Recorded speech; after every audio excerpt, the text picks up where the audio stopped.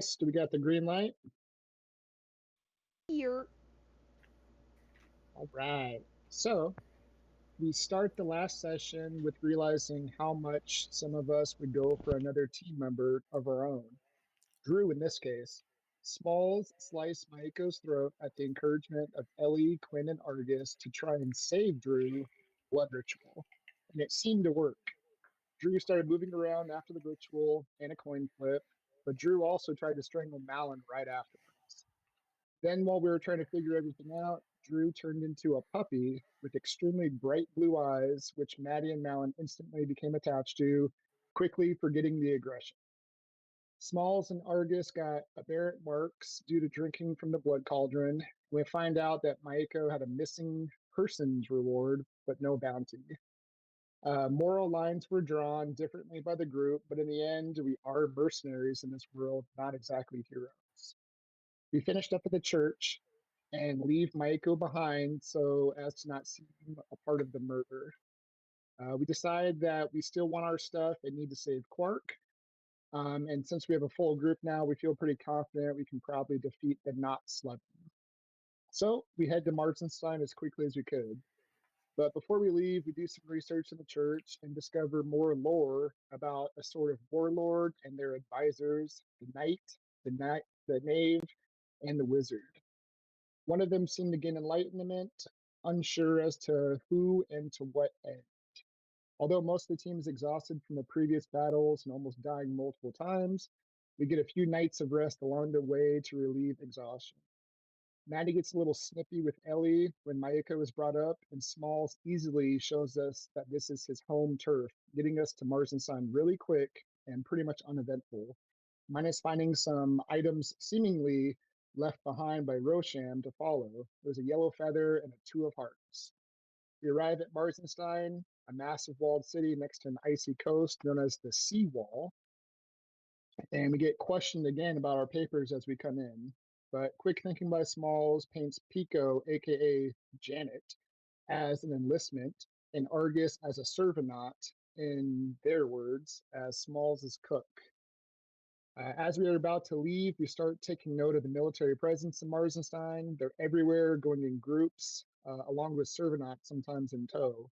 The respect and command is obvious and hopefully won't be a problem with our short-tempered group. Smalls tells us the easy way to identify the officers or people in charge are the military masks with horns, which Maddie finds pretty interesting. Above the air, it's flooded with mounted combatants of Martenstein, the Wyvern Riders.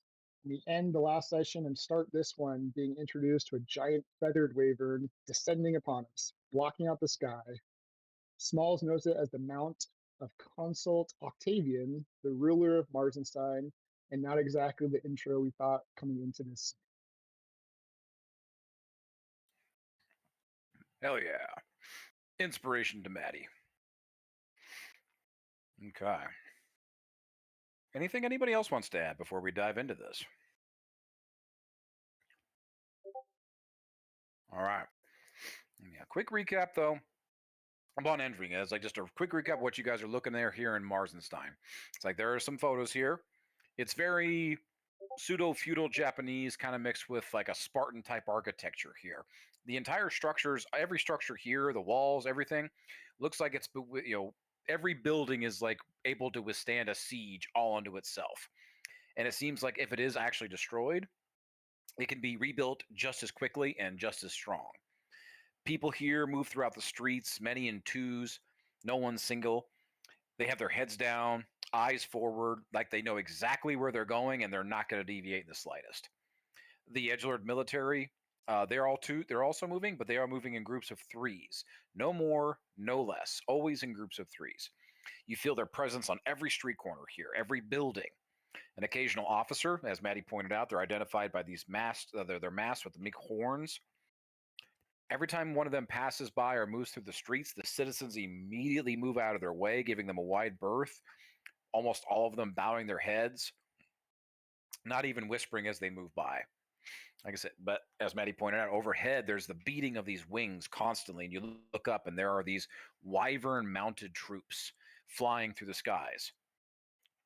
These are the Worm Wolves, WYRM Wolves, as Smalls pointed out. Knows these well. These are the wyvern-mounted riders of the military of Marzenstein. Think of it like the military here basically has an air force, and that is the first. This is the first air force you guys have encountered, and you've been to every major dukedom now at this point. So you can understand the military superiority just by having something like that alone. As you guys are moving through the gates and getting into the city proper, the sun is blotted out by this massive shadow that blankets a swath of the city. And it's another worm of incredible size. It dwarfs all the others, at least 3 times the size. And all of the patrol groups, all of the flying soldiers immediately move out of the way as this thing flies overhead, giving it its own wide berth. As Smalls pointed out and explained to you all, that's the mount of the current ruler of Marzenstein. The duke here is called a consul. As I said, every dukedom has its own name, has its own title. Here it is referred to as a consul. That is Consul Octavian. He's not flying towards you guys specifically. He's just flying over the city. And he's making his way out towards the distant ocean at the far end of the city, seemingly flying towards what's known as the seawall. As you all saw from the top of the hill, you guys are seeing the ocean for probably the first time, at least in your travels together. Some of you may have seen it in your past, but even from Opus Day, you couldn't see it here. But here in Marzenstein, it's very much so a coastal city. And just a few miles offshore lies what's known as the seawall, which is a blanket of endless storms that is constantly raging. No vessel has been able to sail past or deeper into the storm. At least that's the common knowledge that all of you know. But welcome to Marzenstein. And I'll turn it over to the group. You are now in the city streets proper of Marzenstein and looking for a direction to head out. Where are we going? So before we do anything, Smalls is going to kind of gather the group together, just kind of into a little huddle off to the side, out of the way, not drawing any attention. That way I can speak. That way I can speak quietly to everybody, just to give everybody some preparedness for what we're walking into. I'm going to look over at Cheeky and go, listen. I've been questioned at the gate before, but never quite like that. I understand that you have a personality about you. I need you to try and stay within normal protocols. Don't go making a scene. Okay? The moment somebody starts to notice you, they're going to notice all of us and start to question us. Argus, not exactly sure what the questions over you were all about. Might have an idea, but same for you. I'm not trying to be rude if I call you my servant, but I need you to just roll with it. I feel like just roll. You want me in a game of cards? Well, we're gonna keep with the story that we had at the gate. That I was out on my travels, and I befriended you, and you just tag along and you help make me meals and such. But I'm telling you, the moment anybody starts to suspect anything, we're gonna get questioned. Any other questions? You guys have all noticed how people are walking, staying out of the way of the officers, staying quiet.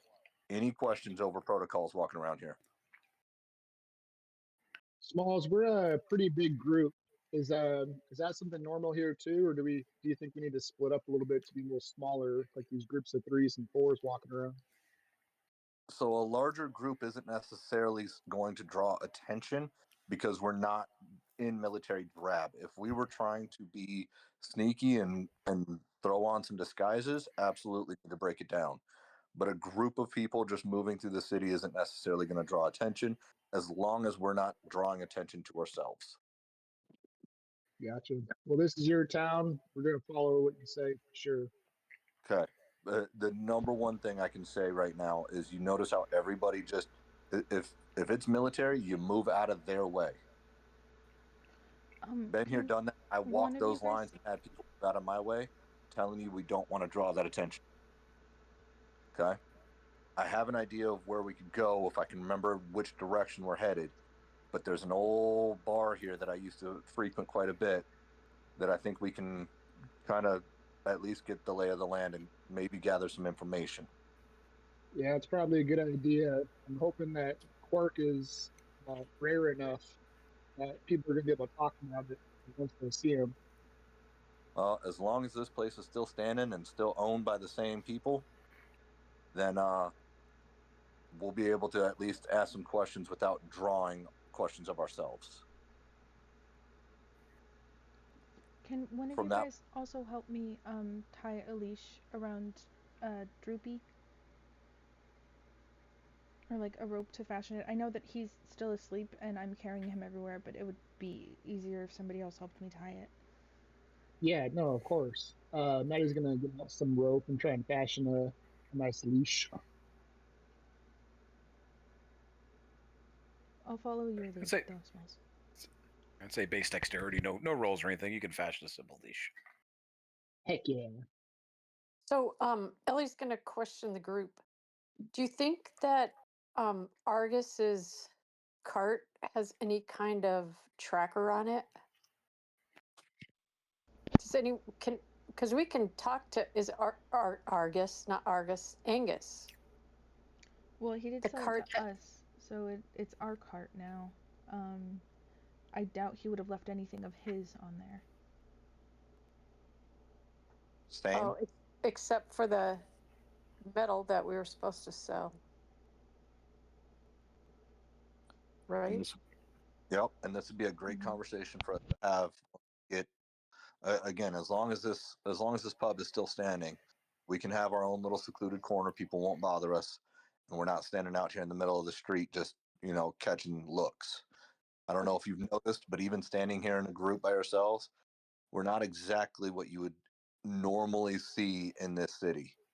So we're catching looks even if they're not interrogating or questioning us. Lead the way, Smalls. Smalls is going to attempt to remember an old pub of his that he used to frequent, him and some comrades, and Cool. survey the streets and try to remember which direction and lead off that way. Beautiful. Give me a history check. You can do this with advantage. You're on your home turf here.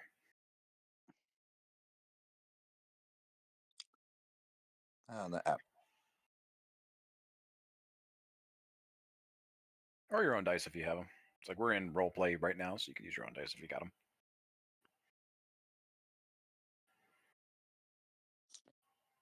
And an 8. 8? Yep. Things have changed.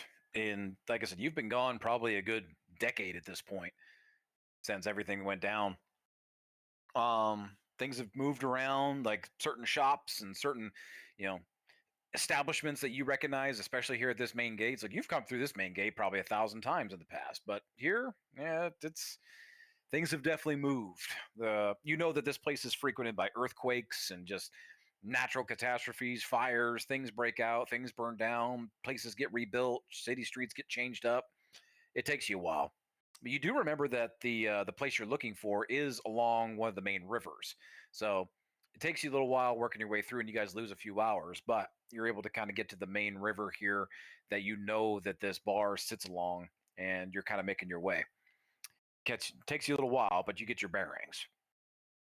Any conversations or anything going on while you guys are kind of moving through the city?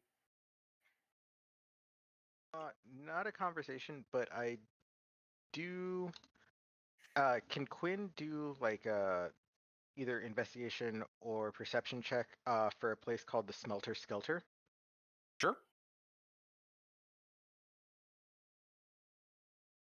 Nice. Be yeah, either one. Your choice, investigation or perception. It's going to give you something different either way. Okay, I'll go with perception and.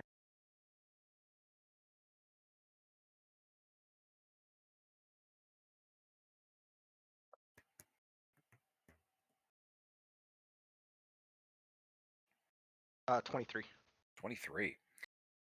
You'd see nothing in the immediate area or even moving through the city, anything that references Smelter Skelter. On that 23, though, I will give you that smelter. The smelter skelter doesn't exist in Marzenstein. It exists in Trinaborg, back in the main capital. Damn it. Okay, that's all Matt, I got. Maddie's taking a genuine interest in Droopy just to make sure he's okay. Can you just check on him and see if he's getting a better condition or exactly the same as before? Sure. So just a second though. On that 23 though, also Quinn, you don't necessarily see any. I said you don't see anything specifically called the Smelter Skelter, but on various establishments, you do see etched usually into the door or along the frame. Someplace usually along the entrance is a small insignia etched that looks like a skull with a swirling eye.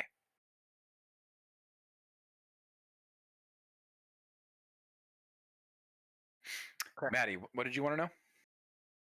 I'm just checking on the Droopy puppy to see if there's been any changes, anything different since the church. Sure. Roll me either perception, medicine. Like, what are you trying to look for? Just if anything's different. Yeah, I thought Drew was dead, so I'm kind of just trying to really make sure that they're actually alive or if they're coming to, something like that. Yeah, roll me a medicine check. A natural 1. Natural 1. Yeah, Drew is absolutely dead. You're carrying around a dead puppy at this moment. You are completely griff streaking here and freaking out. With my knees. Maddie, do you say anything? Or Malin, do you say anything? I'm gonna be like calming him down, and then I'm gonna like point out that he's breathing. Be like, look, he's breathing. He's in my arms, and he is breathing. He wasn't breathing you before. You can see the chest rising and falling. He is okay. Look, put your hand right here, and then I'm gonna put his hand like on his chest so that he can feel like when the puppy breathes. As soon as you put your hand on his chest, he like kind of like starts kicking one paw. Yeah. Oh, thank you. He is okay. Maybe I'm more exhausted than I thought. It's okay. And I'm gonna give Maddie a little kiss on the forehead. All right, I'm good. DM, while we're moving, while we're traveling, forgive me if I'm remembering incorrectly, but it's Hans' hands that I also wanted to be able to get Maddie to, correct? Yes, that's a clinic called Hans Hands. Okay. Because I am kind of disoriented, can I do a perception check just to see if I remember any street names or see that sign anywhere or any indications to get him there? I'm going to say that you are solely focused on getting to the current objective here. You do know that Hans Hands is somewhere near the ocean side. Okay. So it's farther into the city. Okay. So just based off of that. Okay. Real quick, Malin, as you're checking over and like reassuring that Maddie that Droopy is okay, a little thought creeps into your head that you've seen Drew sleep before. Do you really ever recall seeing them breathe? Specifically? That is a very good question. On that note, Quinn, you remember what the swirling eye insignia was, right? Correct. Yes. Okay. Moving on. As I said, several hours pass as you guys kind of make your way through the city. It's late afternoon at this point, but you arrive. The streets are bustling. There's like it's high point of the day at this point. There are people moving left and right. Hawkers and sellers and crafters shouting their wares. Various places you pass, places to eat, housing, boarding establishments. This is a vibrant city. But again, this is also a very much so craft-oriented city. So you're passing probably a blacksmith or some kind of forge craft or some kind of tinkerer or somebody making jewelry. It's like all of these forge places. It seems like every other establishment, somebody's making something here. And not just in the way that like Opus Day, which was like industry and high industry was creating things on a massive scale. No, this is more intricate. There are blacksmiths and weaponsmiths and just about anything you could possibly imagine as you pass through here. But as you move through, Like I said, streets are bustling, trader activity, and you hear the vibrations of armored boots marching 3 by 3, no matter where you go. Even if you duck down an alley or move down a side street, there is a military personnel somewhere to be seen somewhere, no matter where you are. Eventually, though, Smalls, you get your bearings, and moving along this main river line, you're in the far, probably like kind of like eastern side of the city, northeastern side of the city at this point. But you approach this large, multi-leveled pagoda building along the major river. It's a bar and boarding house. Honestly, it looks much the same as you remember, even from over a decade ago.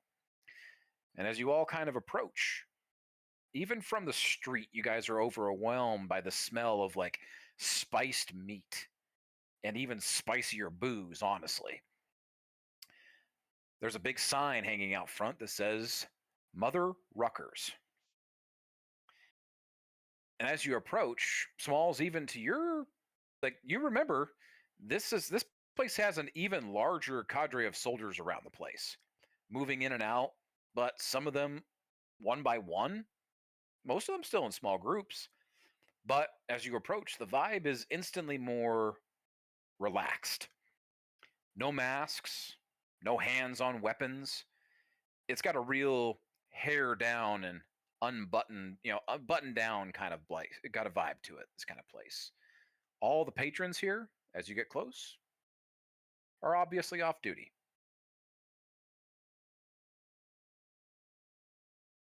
Oh, Mother Ruckers. Good memories. All right. As you can tell, definitely more relaxed. That does not mean to act a fool. While there are bar fights here, and there are every other scenario you can imagine, Mother Rucker has this safe haven, if you will. But we still do not want to draw attention to ourselves.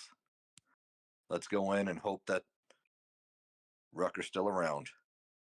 And Smalls will lead them into Mother Ruckers and try to find a back little nook for us to go sit down and have a drink at. Cool. Anybody else saying or doing anything before you guys enter? Quinn's gonna hang back just a little bit till she's walking next to Malin, and she's gonna look at Malin kinda earnestly. So Malin, remember the plan. If I remember that correctly, do you remember that we had that one night we were dancing a lot, and then a random bee totally showed up?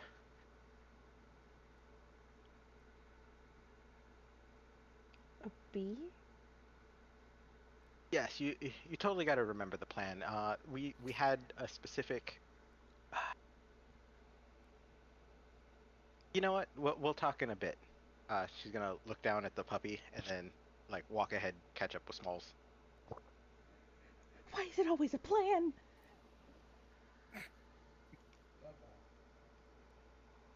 All right. Anybody else? Would Pico see any feathers like by the door or underneath anybody's boots or anything? Are you just looking for like other feathered folk? Just feathers, yeah. Just trying to see if there's any or anything that would like signify like bird seed or anything on someone's boots.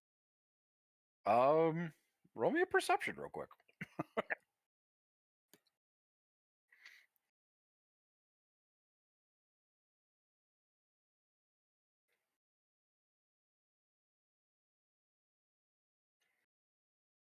A 13. 13. No bird seed, not really much in the way of feathers, honestly. It's like ever since you walked into this city, it kind of dawned on you there's not a whole lot of feathered folk here. Primary, like you've walked in, the primary races you've seen here as you've been walking through the streets are humans, dragonborn, very dragonborn, dragon-like individuals. Aasimar, which have like celestial blood to them. Tieflings, which have infernal blood, much like Maddie. Loxodons, which are like large elephant people. GIF, Giff, those are large hippo-like people, hippopotamus. You are noticing there are a lot of Warforged here. Not a lot, but very, very similar design. A little bit more cleaned up, a little bit more I guess you could say, new age, new style, akin to So what no worker. akin to what Argus is. And there's a lot of Kalashtar here, which are like kind of like they're very ghostly, pale folk. But you do notice on that 13 though, there are some workers and stuff like that that were working in forges and boarding houses. Like there are people here of feather variety, but nobody that you've noticed in any kind of place, and certainly not in any military positions.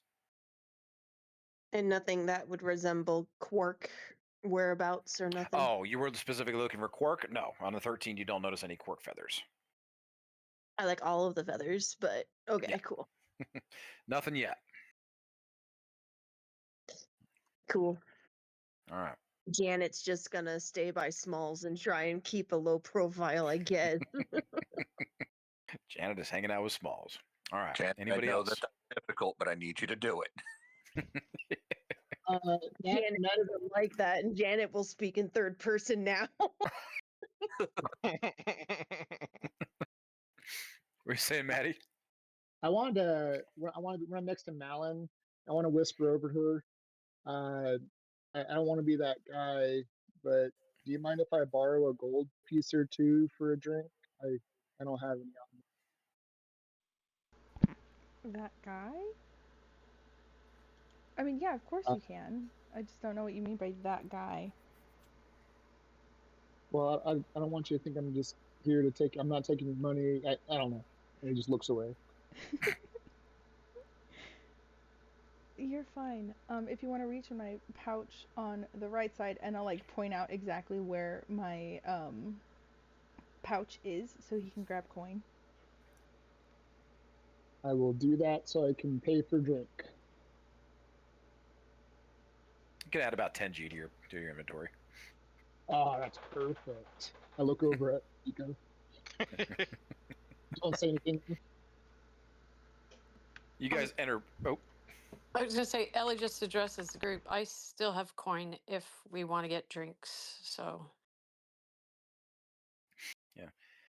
Maiko stole specific amounts from you guys, but like mostly took all of Maddie's gold. But everybody else, you stole a specific amount. So most of you should still have money.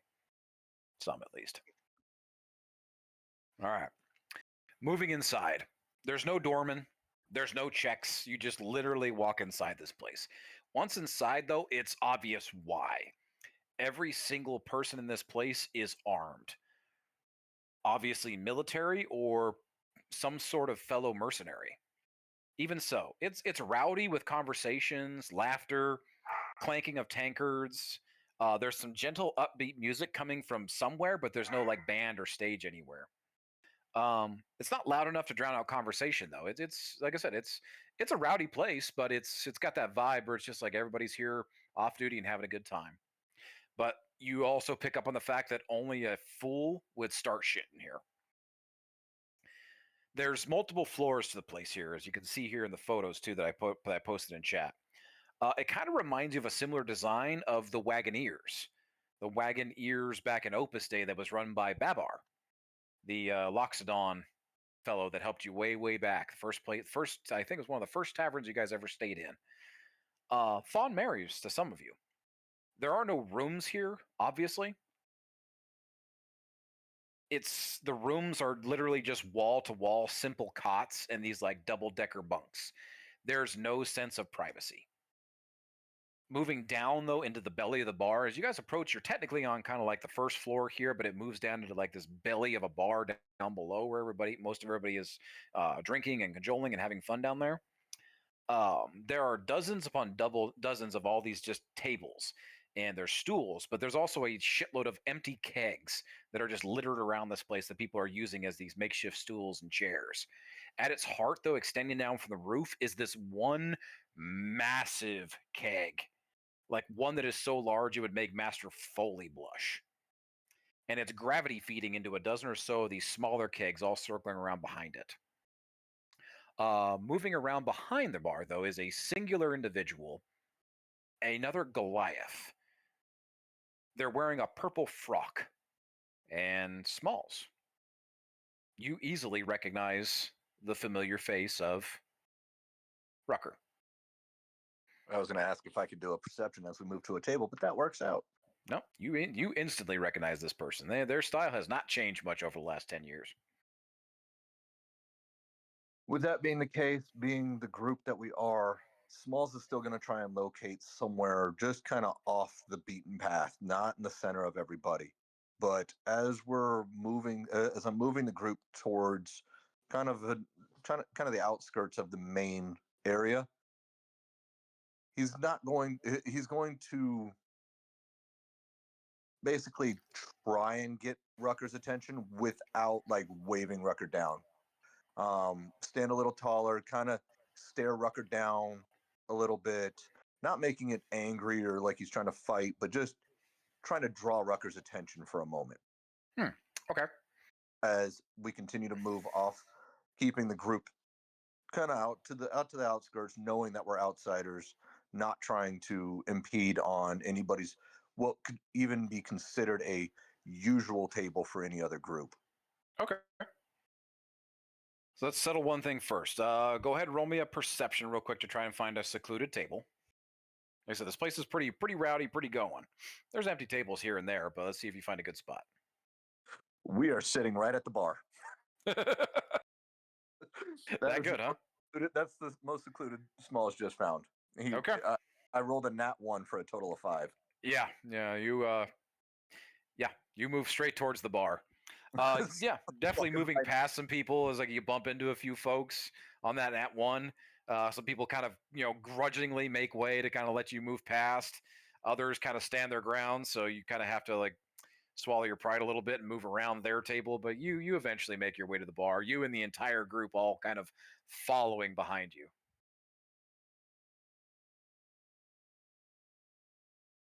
Oh, well, this is not what I meant to have happen, but we're going to roll with it. So we'll kind of belly up to the bar, and is Rucker, I'm assuming Rucker's currently serving other guests. Yeah, roll me a sleight of hand check to try to get their attention. 'That would be a 10. 10? Kind of like looks generally in your way and kind of sees the growth. This large group of about 8 people bellying up to the bar, waves their hand over. Be with you in a minute. Smalls is just gonna try to lock eyes, knowing that Rucker's busy. Just trying to see if Rucker recognizes who he is, and just give a curt, polite nod. Understand. Smalls more than anything understands that this is not the place to be disrespectful and start some shit. Okay. Everybody else is kind of like you're all following closely behind Smalls. There's a few open stools left and right. Is anybody else sitting like kind of going with Smalls and sitting at the bar? Everybody else is going to have to kind of like squeeze in between patrons and kind of move towards the position here.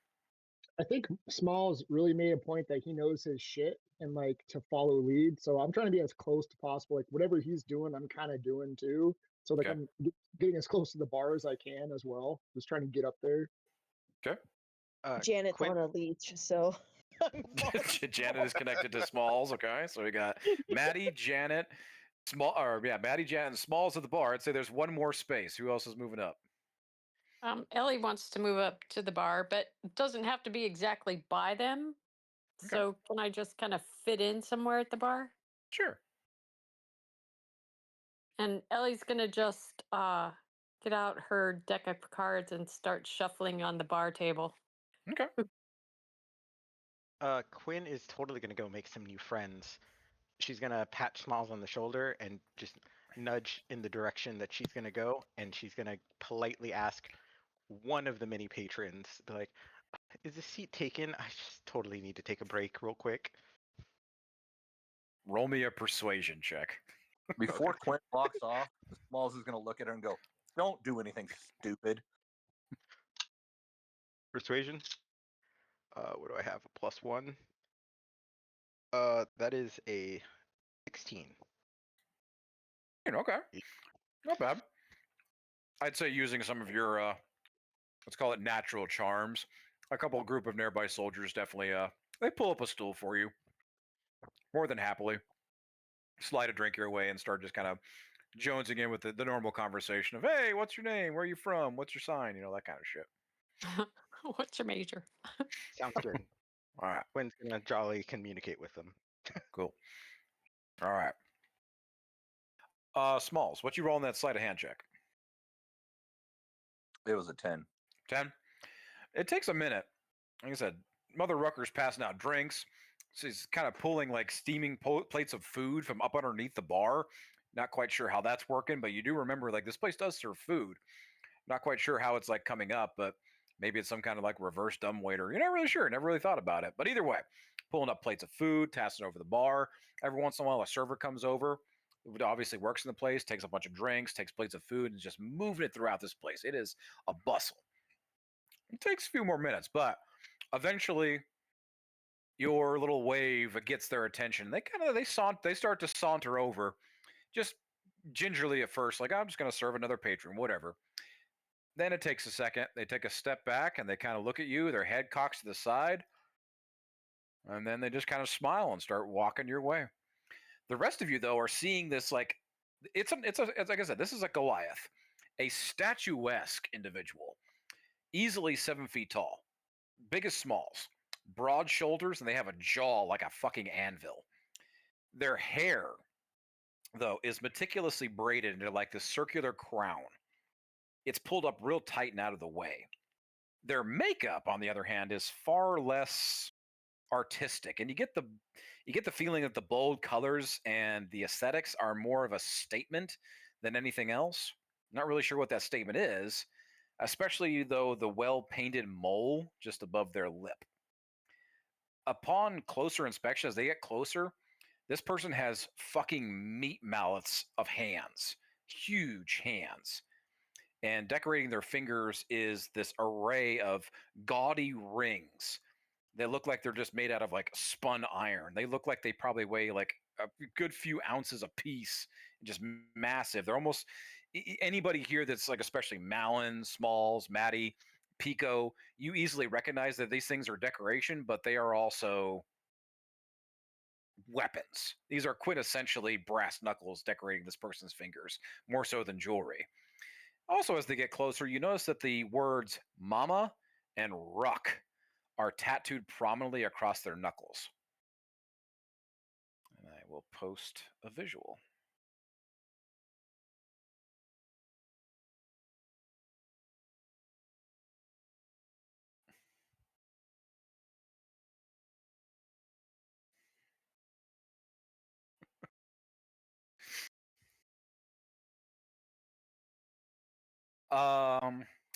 Maddie, roll me a quick perception check, honestly, since you're at the bar.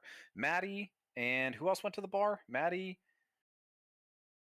Ellie's Ellie? not next to him. Yeah. Yeah, you're close enough. I'd say Maddie and Ellie can roll this, and Pico, since you're close enough. I'm chained to Small.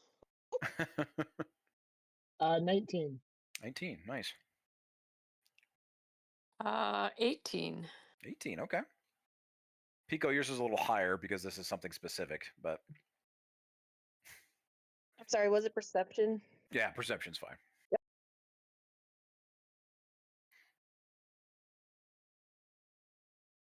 21. 21. Okay, got over the 20. You notice, like Pico, you specifically noticed that Mother Rucker here is sporting a similar tattoo to Maddie and Ellie. Maddie and Ellie, you guys recognize among the other tattoos that are across her wrists and her hands and going up her arms, is an Acne Kai tattoo from the Mojo Dojo, much like the ones that you guys earned. Ellie didn't earn one. It's Xena true. did. That was Xena. Okay, my bad. Thank you for clarifying. So yeah, Maddie, you specifically recognize this. Got it. And Mother Rucker saunters up to the bar and just kind of puts her hands down the bar and looks at Smalls and, well. They let you out, or did you escape? You really want to know? If it's a good story. If it's boring, I'd hate to ruin your reputation. Well, unfortunately, it's boring then. They did eventually let me out, but I've got some stories since then. How you doing, Good. Mother Rucker? Good to see you, soldier. Not bad, not bad. Where you been? Well, picked up with the mercenary group here.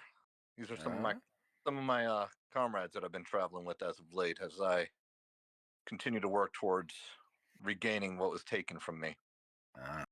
She kind of looks at the rest of the group. Okay. I don't see an insignia. What group is this? We go by the Eternal Vanguard. We're still working on getting the reputation that we deserve, but I'd say we've had some notorious takedowns. All right. I'm gonna roll something real quick. 4. No. Yeah, Eternal Vanguard. Yeah, can't say that I've heard of you, kid. Well, I wish I was shocked. Yeah. Might have heard of a group traveling around with a giant bird pulling their wagon, but probably not of Eternal Vanguard. giant bird, like your friend here. Bigger, much bigger. Hi, I'm Janet. Think more hippo sized. That's a big bird. Yeah, you heard of anything like that? That's what we've been. That would have been us.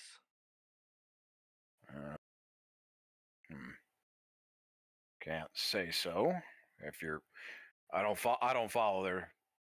I don't follow their trooper. You said you're looking for your bird, but your bird's not with you. No, mother. Just figured you might get a laugh at meeting the group that's actually been using a massive hippo-sized bird to pull the wagon. So, Gotcha. it isn't anything serious. But meet the group here. We've got Maddie. This back here is Janet, as he points at Pico. Uh-huh. My friend Ellie over there. Ellie waves. Yep. And then this right here is Malin. And then that one back there, that'd be Quinn. I Totally wave lost in and conversation. like shift the puppy. Oh, that's cute. How you been, though, Mother? Is the servant not with you too? Because he's kind of attached to your hip there. Yeah, I apologize. I met up with him along my travels and befriended him a little bit. He does a good job of keeping me fed.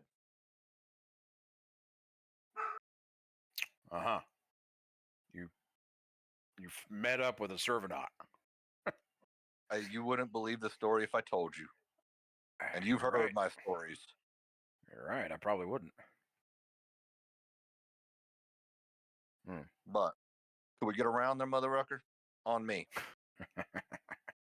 It's on the house, kid. It's good to see you here.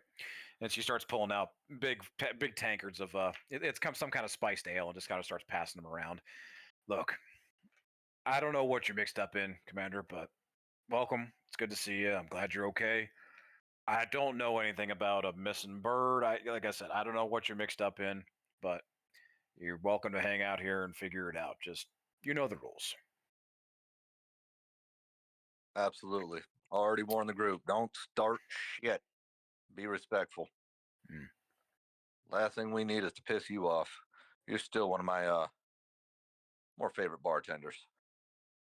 I better be your favorite bartender, period. Smalls is actually letting loose in front of the group like they've never seen before. Feeling kind of at home. Just years of coming to this bar, coming back in waves. And he's actually just kind of letting some of the tension, that normal tension out of his body. So he enjoys the conversation and appreciate it. Takes the beer with glee and appreciation. She passes around a bunch of spiced ales to everybody, pulls out some plates of food. It's very much so some kind of roast, big honks of potato, big like Brussels sprout, like big like bulbous vegetable type things. Like you say, it seems like everything's been cooked in the same giant pot wherever this stuff came from, but starts kind of sliding it down, and she kind of gives a knock on. She kind of gives a knock on the bar. Hey, boyos, how about you make some room here? I'm gonna catch up with an old friend. And several of the other soldiers kind of give this like real quick curt nod and like, yep, and they gather their stuff, grab their plates, grab their tankards, and they move off away from the bar and open up some stools for everybody to sit down. So Ellie kind of scoots over towards the group since everyone between or left with her cards. Smalls is gonna look back at Quinn and kind of wave Quinn over. Lord only knows what she's getting into, so he wants to try and make sure she's not getting into trouble. Guys, it was totally great talking with you. I'll be back. I'm gonna go meet somebody. She seemed pretty important. They all On kind of to the like, bar. oh, baby, no, come back. And then they look over at the bar and they see Mother Rucker kind of like elbow up on the bar, leaning over, looking at them. And they immediately kind of like, okay. And they go back to like, nice meeting you. And they go back to what they were doing. It's okay. I'll probably totally be back. Then Quinn's gonna Quinn her way up to the bar. Nothing fantastic, but you know, assets.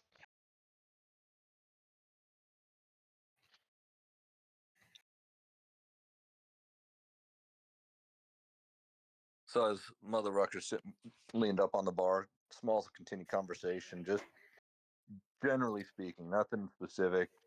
You know, looks like the place has expanded a little bit. Looks like you're doing well. Keep building floors. People like to eat, people like to drink. As long as they behave themselves, my business is good.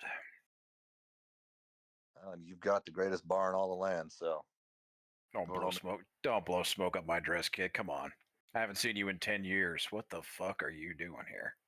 you literally just told me you better be my favorite bartender. So figured it would just be worth the squeeze to maybe get another drink.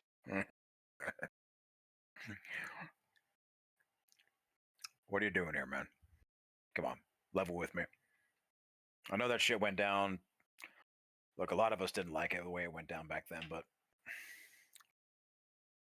glad that they look, I'm glad at least you're on the way out. I'm glad you're working it out. I haven't seen them. I don't know. I know it kind of looks at like left and right of your group. Do they?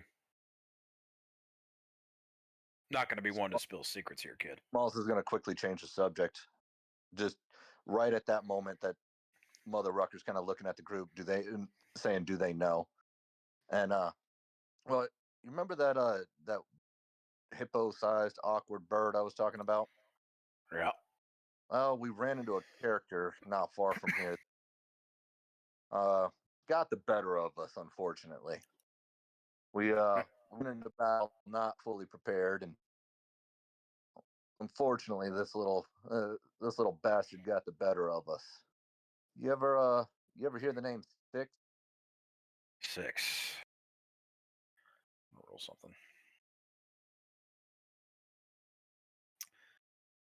Not particularly, no. The fact that he got the better of you, though, either you got real fucking sloppy while you were locked up, or he's good. I would say I wouldn't say he's good, but I didn't get sloppy. He just caught it. I went in a little half cocked, if you want to put it that way. But you haven't heard of any kind of oversized bird pulling a wagon or the name Six, huh? Can't say that I have. I mean, when did all this go down? A couple days? Are we talking a week, a month? What happened? Well, it was about a couple days ago.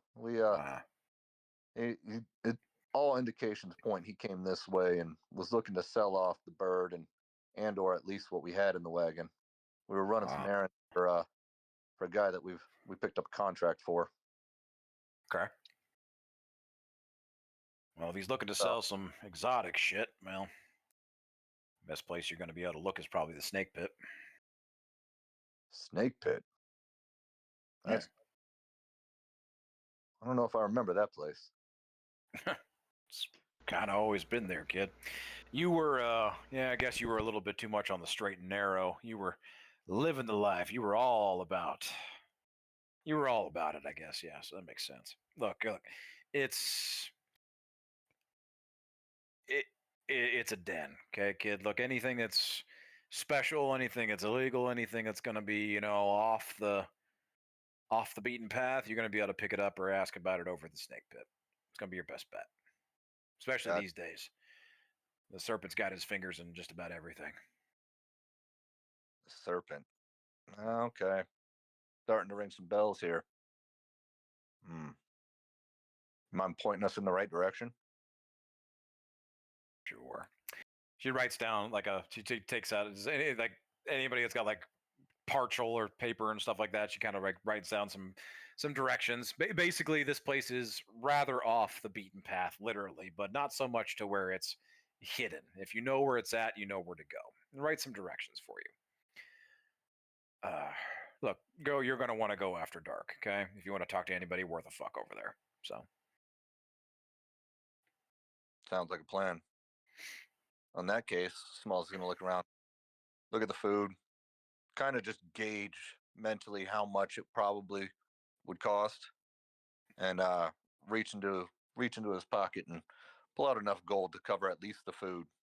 Since Mother Rucker said the first round was on the house, he doesn't want to be disrespectful, so he's gonna plop down as much gold as would be customary to give a decent tip and show reverence and appreciation for the food.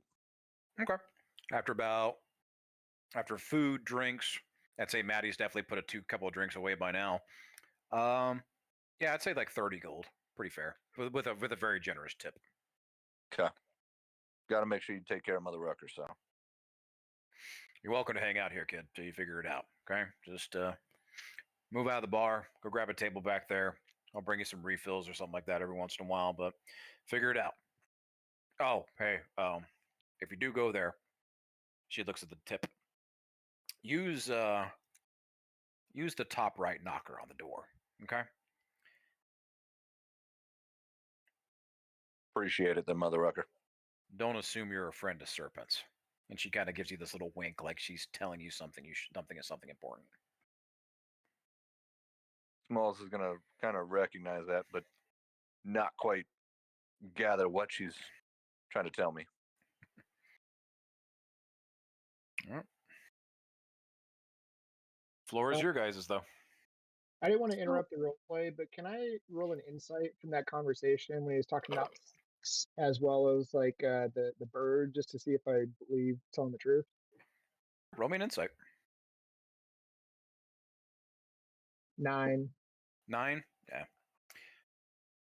Hard to tell.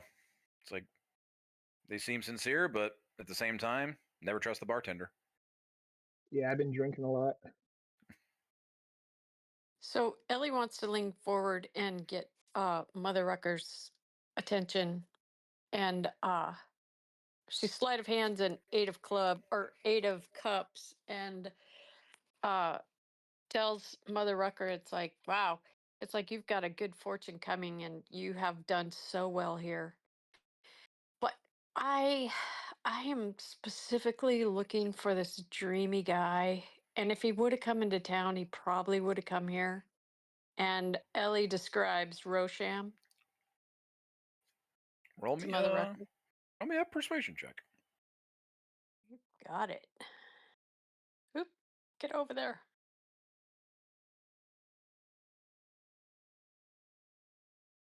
That is a 12.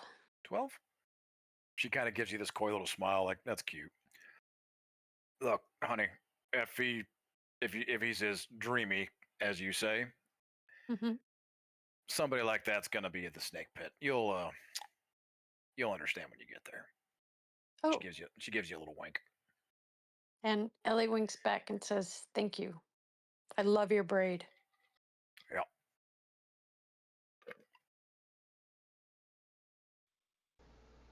Quinn?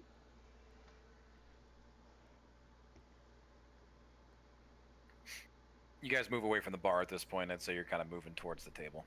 Malin, you're talking to Quinn? Yeah. If Quinn is here. Sorry, muted myself. Yeah, hey babes, what's up? What kind of bee are you talking about? Let's see. So there was lots of dancing and there was a bunch of lights around. I don't recall us getting its name, but definitely a bee.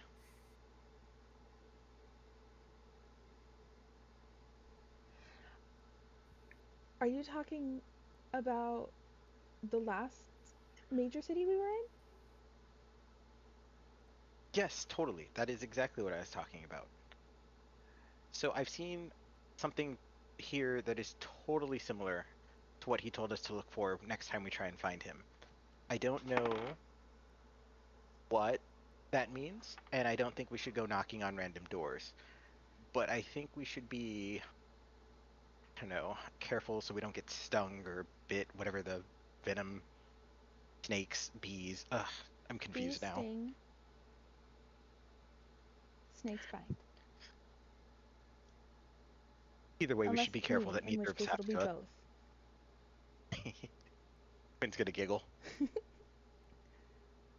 By the way, do you think my hair would look cute if I put it up like that? And like a little bun? Yeah. I think so. Add some braids in there. I think it'd look really cute. Quinn's gonna just smile as they walk towards the table. So you think it might be here somewhere? I don't think it's here, but I think he has associates. So we either have friends or people who have never heard of us. Yeah. Well, I don't know. Maybe if we ask the right question, what even would be the right question? I don't know, but there's a lot of wrong questions. More wrong than right.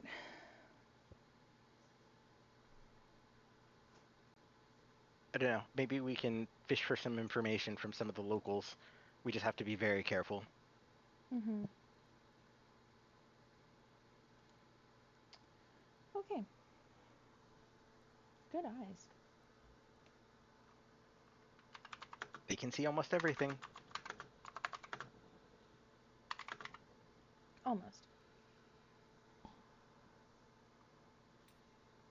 You Quinn's guys gonna make your glance up at Smalls and then quickly look away. You guys are back at the table though, sauntered up. You got your food, you got your drinks. Nice and situated here. You're away from, like I said, the nearest people around you are probably about close to 10 feet away, give or take. But like I said, still relatively tight quarters in here. So you keep your voices down though. There's enough sound and everything here to kind of drown everything out.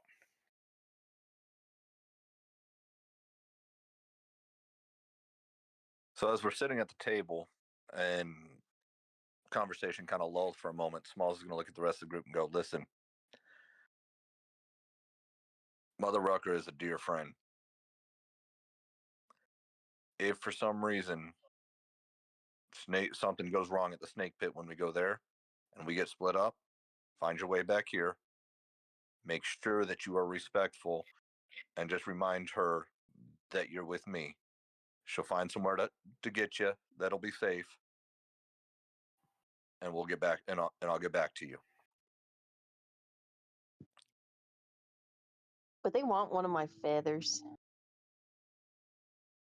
You know, I'll ask Mother Rucker at some point. Probably not. Aw. Mother Rucker, Vika wants to go out. Fine. I would I'll be nice.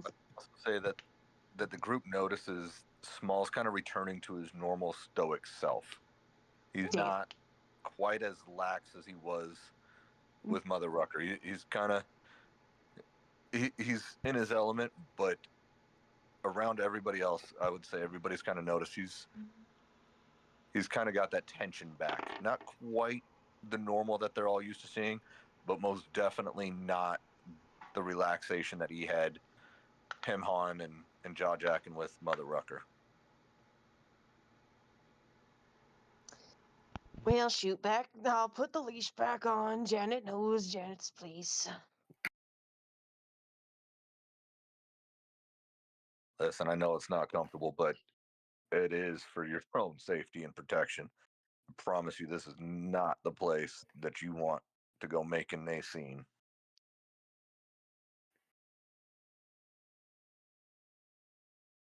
Yeah, because they know I'll pluck their faces. I mean, yeah, we're good.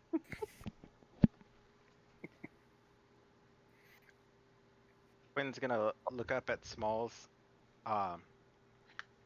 And so, do you totally think any of the locals would know anything more? Like, you think we could just listen in on some of the conversations?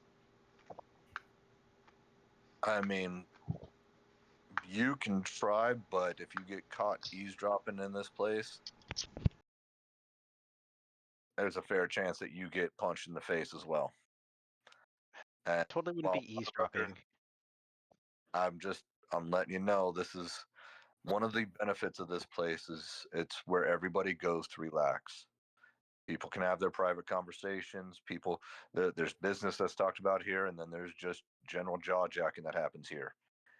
We might be able to glean a little information, but if Rucker says that the snake pit's where it's at, and that's where we're going to get our information, it's not worth disturbing her bar.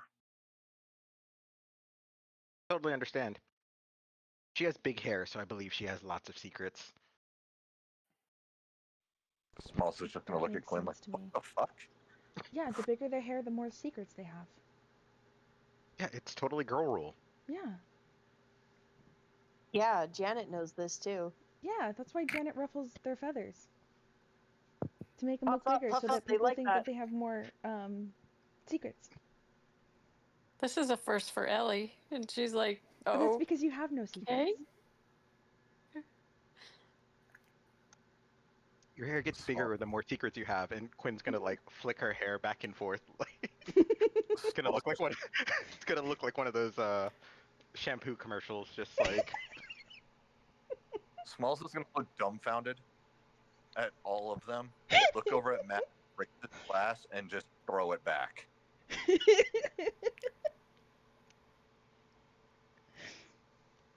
I'm gonna look over at Quinn and go, men. Totally. Ellie's eyes are just huge. Huh? She knows nothing about men or hair. Seems like you. Oh, go ahead, Maddie. Can Maddie bring over a drink over to Smalls real quick? Absolutely. All right, Maddie wants to sit down next to Smalls more in a serious tone now that we're kind of at this point, and he's gonna put the drink in front of him as he sits down and starts drinking his. Smalls will look over at Maddie, appreciate it, pick up the drink and take a gulp. As they're drinking, Maddie's gonna ask, "How'd you know it would work?" And then he's gonna look over at Drew.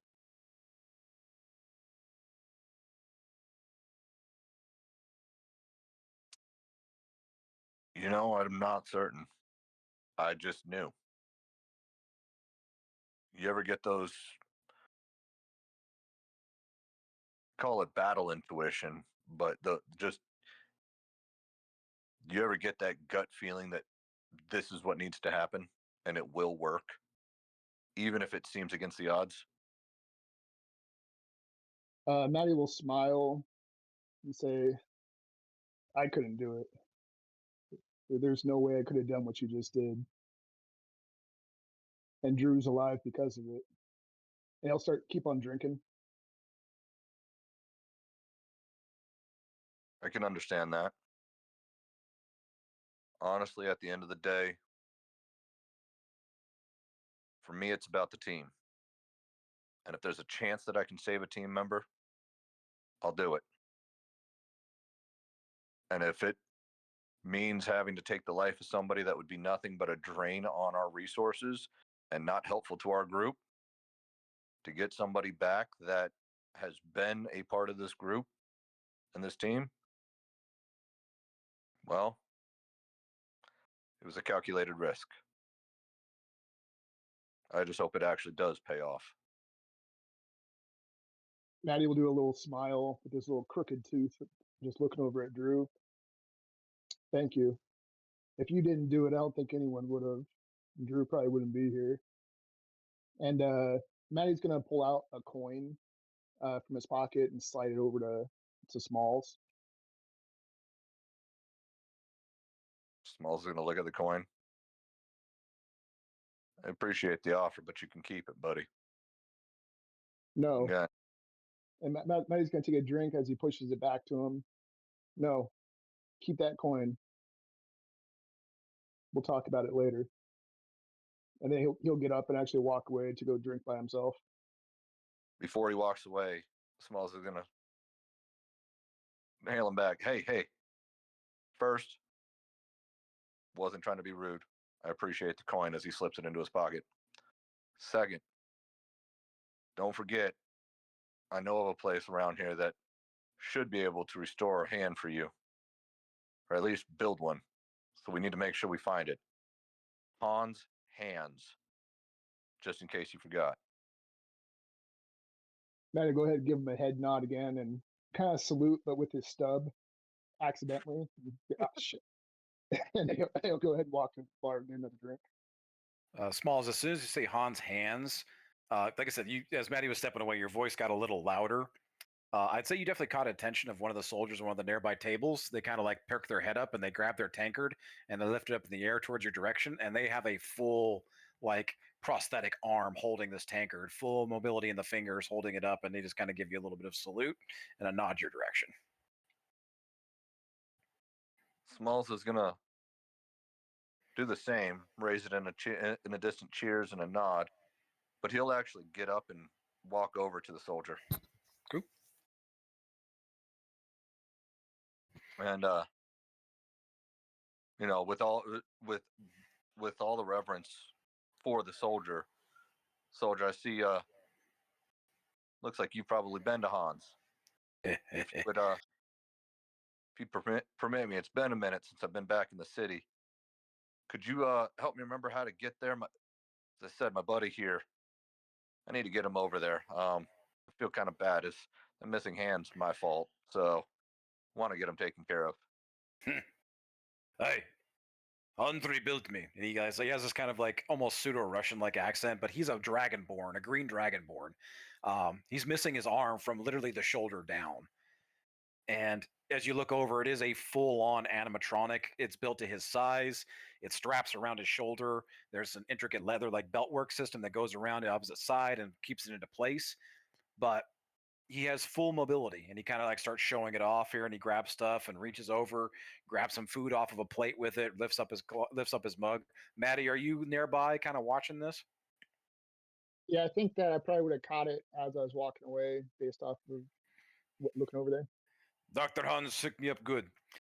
Lost my arm to a, as you say, accident. I know this. Yeah, you should be able to help your friend. He's not cheap, mind you, but obviously much good investment. Oh, he wouldn't be the first person that I've had Hans help, so I know he can do well. Took care of a good buddy of mine, Reinhardt. But like I said, it's been a minute since I've been here, so just trying to remember where he's at. Quick. The name Reinhardt kind of gives him like his eyebrow goes up a little bit, but then he kind of just immediately cocks back to the conversation.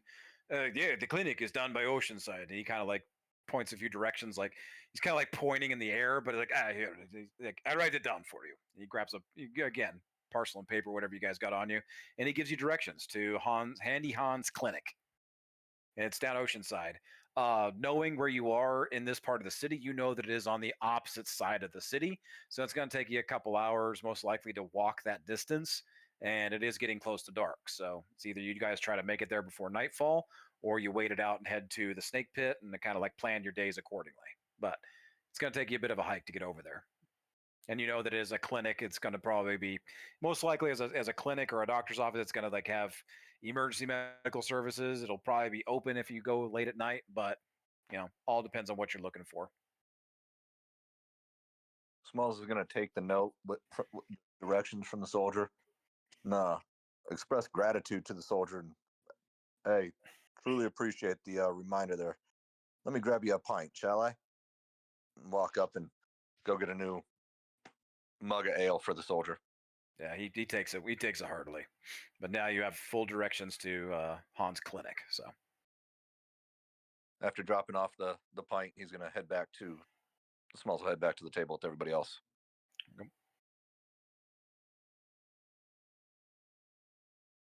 Any other conversations going on?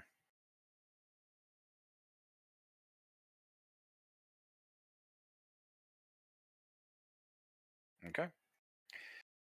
With that, a few hours pass. You guys take it and wait till after the nightfall. You guys hanging out here at Mother Rucker's until, like I said, Mother Rucker said to head over to the snake pit after dark if you want to talk to anybody worth a damn. So you guys wait until after dark to head over there? Or you guys going to head over to the clinic? What do you want to do? Well, I don't have any money yet because of the previous debacle, so I'm not in any hurry to get over to Han's clinic yet, personally. Smalls is going to recommend to the group that we wait and check out the snake pit first. I'm with you. I agree. Whatever you think works best. Cool. All right. You guys waited out a few hours, get some food in you. So you don't got to worry about rations for tonight. You'll figure it out later if you're going to crash somewhere. But food, drink, all taken care of. And we'll wait it out a few hours. We're getting close to break, so let's actually go ahead and take it now. It's 7:51 my time. Let's come back just after 8, and we'll move into second half, and we'll head towards the snake pit and see what happens. Sounds good. All right. You I'll got catch you it, guys in a bit. Bosh. Sounds good. 10 minutes. Good. Yeah.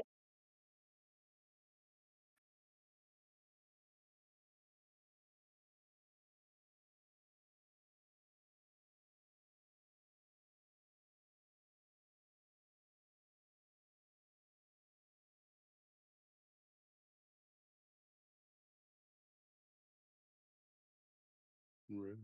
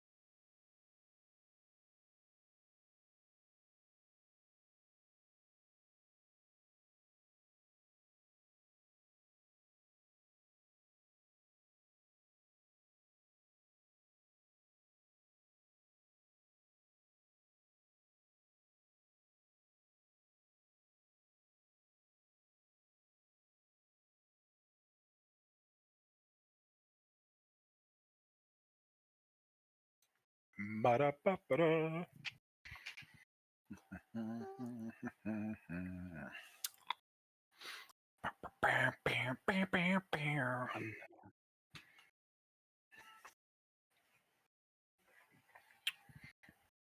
I would like to. No. Second shelf.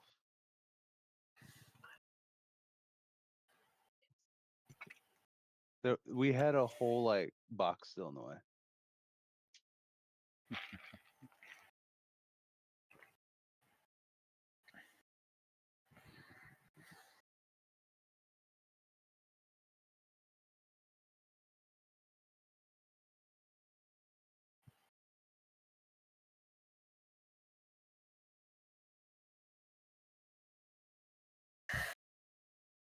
All right.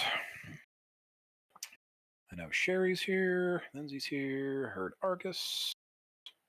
The whales. Yeet. Monica? Are you ready, my dear? She said night. I believe she is putting butter on a boggle real quick. Butter on a boggle.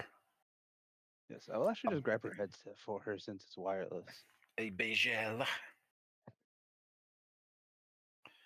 Smalls, Maddie, Quinn? Yo, Nah, at this point, I think Smalls is going to out and just leave everybody to deal with the shit themselves without any knowledge. Sounds about right. Par for the course. I told you my aim is to make it to 10 for you. If I can go further, I will, but my goal is to make it to at least 10 for you. I got you. We'll be okay. Oh, I know. Everybody, Yep. I'm back to 4 a.m. wake-ups this week. So, Yep. Lindsay's back to waking up early for work. We're all back to work if we've been off for holidays and stuff. So we will end on time. oh yeah. I'm asking the same thing. I'm like, we have to get up in the morning, love. I know. I'm an hour ahead of you. So it's awesome. It's okay. John's got us all by, 3 hours or some shit. Right. John, are you back? You're muted if you're talking, John. All right, I just got back. Sorry. Okay. So we got Cool. everybody back. Let's dive back into it. We got the green light there, Wales, Monica? Yeah, I don't unpause their embrace because of the chaos of trying to merge it all. True. Fair. All Plus, right. sometimes we have banter of going on in between of random information because we're crazy. That is fair. All right. We're going to dive back in. A couple hours pass. Like I said, you guys got to the bar, guys got to Mother Ruckers relatively late in the afternoon, 3, 4 o'clock or so, around the time people started changing shifts and whatnot. Spent a few more hours here hanging out, getting a good meal in you, a few drinks, carousing, catching up, getting some stories in. Honestly, a little bit more. It's like the first time you guys outside of camp that you guys have had a chance to actually sit down and have a drink and trade some barbs, trade some stories between the group.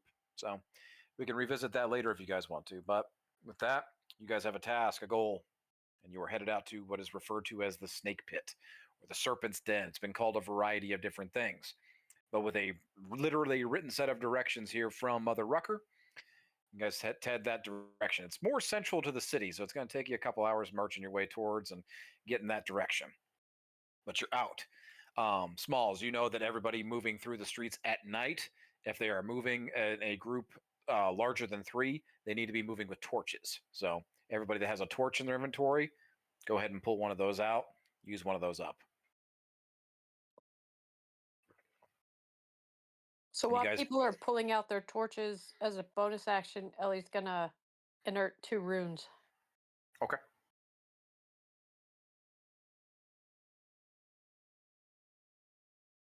All right. Any other preparations or anything going on while you guys are starting to make your way into the streets and headed that direction?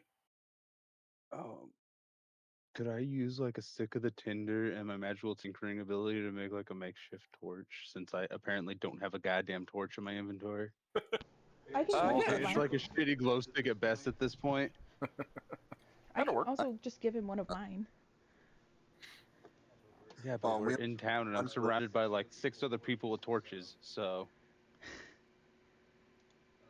And I'm also a servo. Not. I don't count as a person to most of the people here. All right. Anybody else? All right. Can I give guidance to Maddie? Let's Give guidance to go. Matt. What's Maddie Oh. doing? What are you doing with the guidance?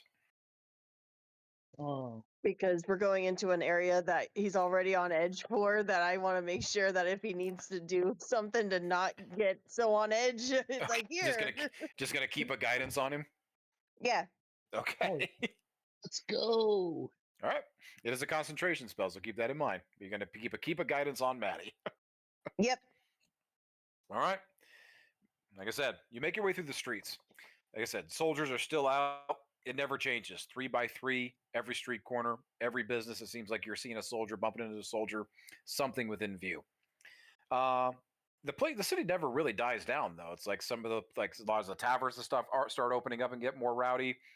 There's some there's different places of entertainment here. Seems like it almost seems like a kind of karaoke seems pretty big here. You guys are hearing a lot of singing in this city, surprisingly.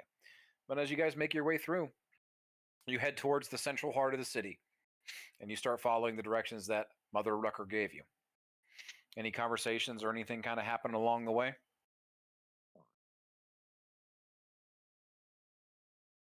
Okay. A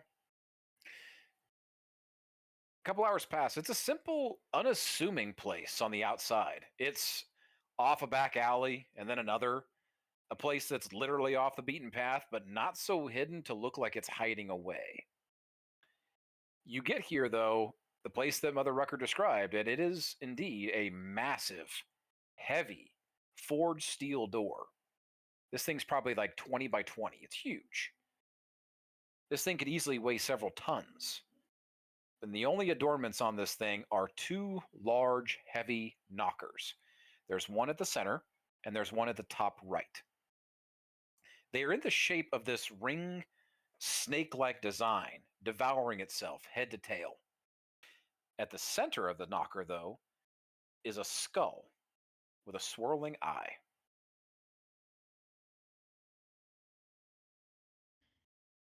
Quinn's gonna exchange looks with Malin,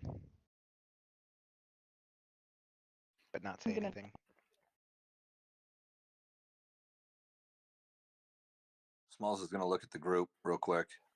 Listen, if Rucker says this place is rowdy,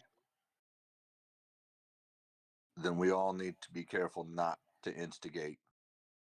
I'm telling you, this city is not the one we need to get into fights in.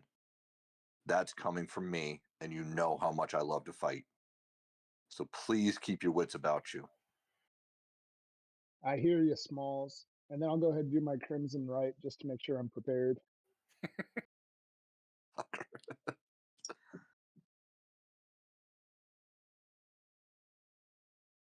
Okay. With that, Smalls will walk up to the door, and remember that Rucker told him to use the doorknob on the right, and give it a knock. You reach up to the top right, and the knocker echoes throughout the alleyway loudly. It is like metal on metal, steel on steel. It appears that nobody enters this place quietly. It's like if you're walking in here, everybody's going to know you're walking in here. Takes only a few seconds, and all of a sudden a large slat opens up, and it's literally about your height. And just you look inside, there's a pair of eyes just kind of looking through, and you hear this loud, guttural voice that just echoes one word back to you. Password.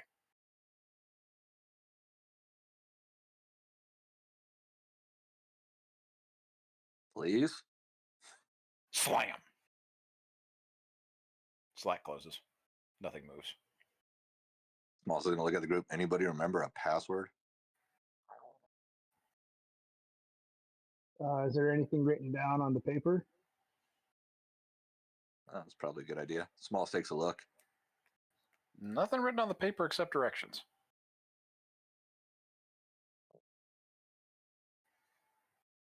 Well, we were told they're totally not our friends. True. Smalls is racking his brain, thinking back to the conversation with Rucker and anything that Rucker might have said that would have indicated a password. Roll me history.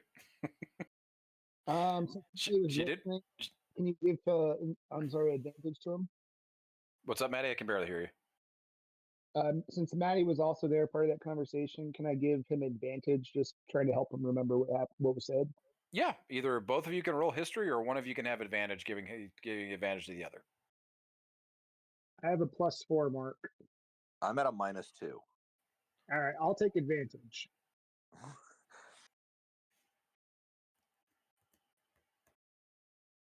And you have a guidance on you too, thanks to Pico.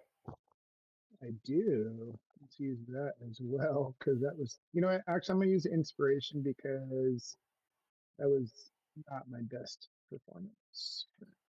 Wow, this is not out in our favor. It was a total of 15. 15. You remember that Mother Rucker said something specifically to Smalls and kind of winked at him, that you were they were telling you something important, and they said something along the lines of, "Don't assume you're a friend of serpents." I mean, that has to be it, right, Smalls? We can give it a shot. Smalls knocks again. Same slides opens up. It's the same voice, same question, just simple password. Don't assume you're a friend of serpents. Slam.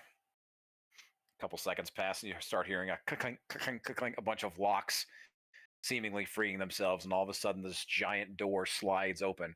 It's like a sliding barn door, except you just hear the metal on metal just screech.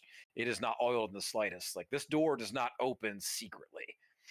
And standing before you is this massive Loxodon, a elephant-like person. Like, Smalls, this person makes you look tiny in comparison. They've got a good 1.5 foot on you, probably a good 200-300 pounds on you at least. They're just massive. And they are clad in this, it's black armor. It's black leathery armor. And on this Loxodon, that's a lot of fucking leather. But they are, you also, I'd say some of you, like Quinn, I'm not going to make you roll for this. You notice that the same, like, emblazoned, that swirling, that skull with a swirling eye is emblazoned on the chest of this armor as well. And this Loxodon just kind of like opens the door, and like the armor is almost done up in a way that kind of like mimics a tuxedo in a way. Like, they're trying to fancy up this door guard a little bit, but still very much so this guy is an armored door guard. And he just kind of like bows ever so slightly. And when he bows, he is still taller than Smalls, but swings his arm and beckons you all down this like barely lit giant stone staircase that has a velvety red carpet going down. And it's probably 2-3 flights of stairs. You're just heading down into a darkness below. Smalls will lead the way.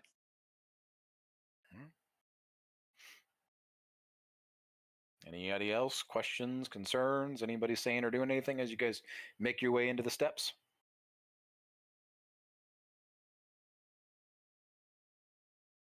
Give me just a minute because I need to post some art.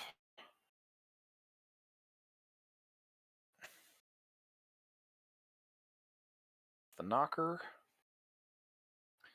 And this is the swirling eye. The skull in the center is this swirling eye insignia that, Quinn, you've been talking about ever since the encounter that you're talking about back in Trinaborg, and you're seeing that emblem pop up in a lot of places.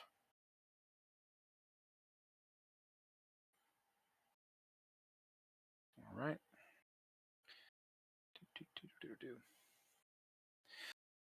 Down the steps, like I said, it's this dimly lit, large, echoing staircase as you guys go down. Every one of your steps, like leather on even on the velvet, kind of makes a small echo as you guys get down. Every step brings you a little bit closer to this growing and raucous and bawdy noise coming from below with each step.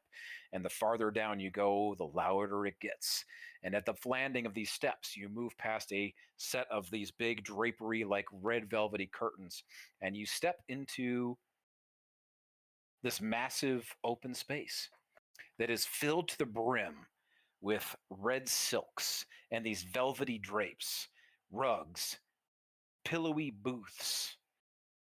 There is raucous music led by violins, drums, and a deep bass lute is just jamming out from this elevated stage somewhere on the far back end of this place. And there's this melodic but haunting singer belting out these songs that, as you're picking it up, it's a mixture of languages, but they're singing about various conquests. As you get into here, you are to the left and right of you, you are met by several guards that stand out, and they are all done up in that same black styled armor as the doorman. Not nearly as big as him, but the only difference is all of them down here are wearing these like stylized theater masks. And anybody that wants to, yeah, I'd say anybody that wants to, you can roll your perception. And specifically anybody that has proficiency in history can also roll me history. I'll roll history. I will also roll a history. Make it Jeez. 3. I was so excited. I just grabbed my dice a little bit ago because I'm like, it's role play. I get to use my dice. There they are. 19 history. Nice. Wait, and guidance. My bad. Hold on. Yeah, 22. good guys. Okay. Rolled a 21. I got a nat 20 or a 25 with history. And it's with history. Okay. Yeah. Nice. And anybody else? That's all history. Is anybody rolling perception checks? I rolled a perception, but it sucked. 6? Okay. Yeah. Yeah. You are very much so just keen on the stuff, whatever's happening in front of you. I got a 10. nat 20 perception. I'm very Holy wise. bird. shit. Dang. All right. Let's go fucking bird. Oh, I'm a very Pico- wise bird. Pico Not with the very crazy intelligent, eyes. very wise. Pico, you notice that hanging from the rafters in several places around this is that banner. You all do you point it out to the group? Yeah, I'm just like, hey guys, I'm seeing a lot of shit. What is that? That's a mercenary company banner, as many of you would recognize. And on the who got the nat 20? Pico. Or sorry, on the history. That was me. I think that was Malin. Malin, you specifically know that during your research and stuff like that before you came here and part of your mission, this belongs to a specific mercenary company that is called the Black Parade.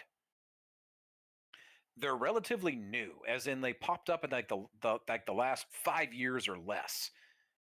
They are very new, but even in your studies and what you were able to gather from from what you do, they are an extremely well-connected mercenary company. They are rumored to be more information broker than they are mercenary company. Their ranks are rumored to be made up of criminals that are spared execution as long as they swear loyalty to the company.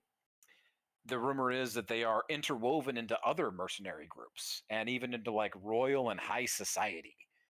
And their true power comes from, like I said, their information working and gathering secrets, solving mysteries. It's like they're kind of an enigma. You do know that the rumor is that they're led by a wizard, which is extremely unheard of, especially for a mercenary company. But seems like every guard in this place is a member of the Black Parade.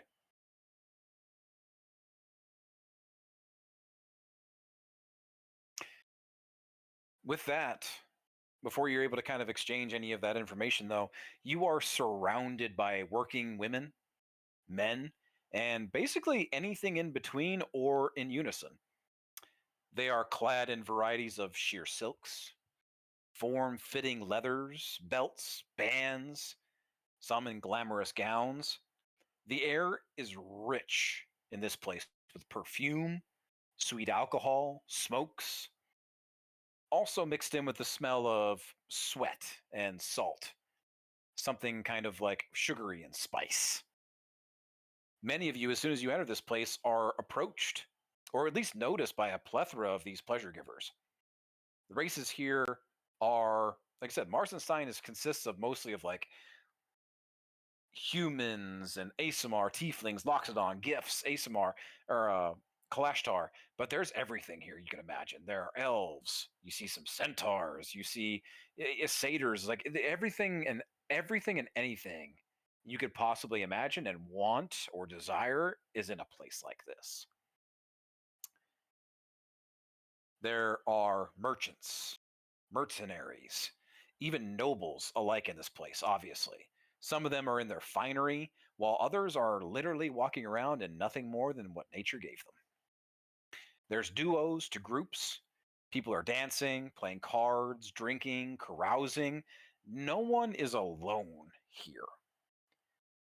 Nothing visibly straight up of the carnal variety going on. There's nothing like that extreme happening, at least not right in front of you, but behind a few closed drapes and some of the private booths, no. You never know. But even in a place like this, it seems to have a certain class and standards. But all the same, as soon as you walk in here, you get the vibe of anything kind of goes. I'm going to go ahead and place some art.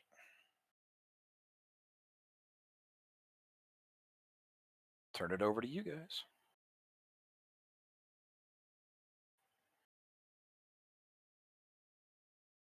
While Marshall's doing that, Smalls will kind of turn back to the group, and I recommend, much like Mother Ruckers, we find just kind of a dark corner and get our bearings of this place. So if we can't discern the right people to talk to. Any problems with that? Not at all. Actually, now that we're talking about it, in my research before I left the hive, we did learn about this guild. If we can get an audience with somebody, we could possibly get more info. That's like what they work best with. This guild got really, really popular because they were able to find good information. Well, tell you what, I'll buy the first round for everybody. I'll go and see if I recognize anybody in the crowd. But let's find an area off to the side where we're not in anybody's way. Wait. You'll buy us the first round. We can go behind the curtain. I want to see what's behind the curtain. like freaking out. It's so pretty in here. Damn it, Tenet! Come on, man! Again, not the place we want to start a fight. If Rucker's suggesting this place is rowdy, I'm telling you, it can get turned up real quick. I do I'm gonna also be one believe, grilled chicken soon. Janet, we do have to be on our best behavior because if I remember correctly, this is also the place that has a wizard as their leader. A wizard, dang.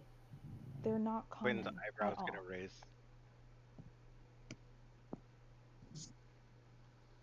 Smalls is going to start moving the group off to the side, like not necessarily in a dark corner, hidden and secluded, but definitely not in the limelight and in the main ruckus area.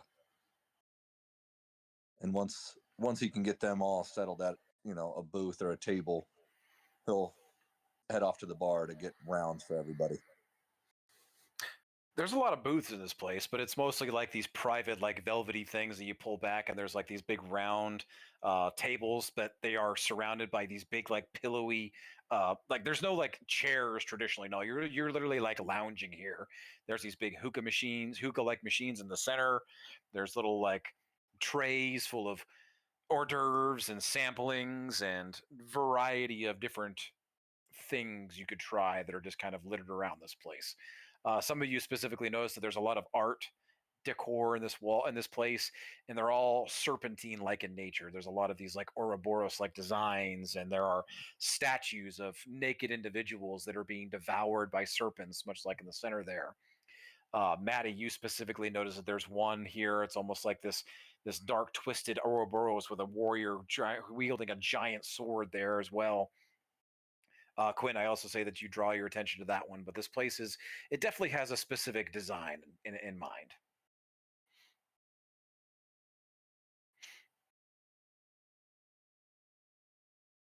But you guys find a booth or find a private area? Try to.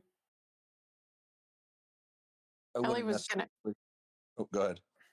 Ellie was gonna ask if we should mingle or stick together, Smalls. Well, that's why I'm suggesting we find somewhere to sit for a moment and just get our bearings. Okay. And then DM Smalls wouldn't necessarily be looking for like a private booth necessarily, because he knows that they're going to have to try and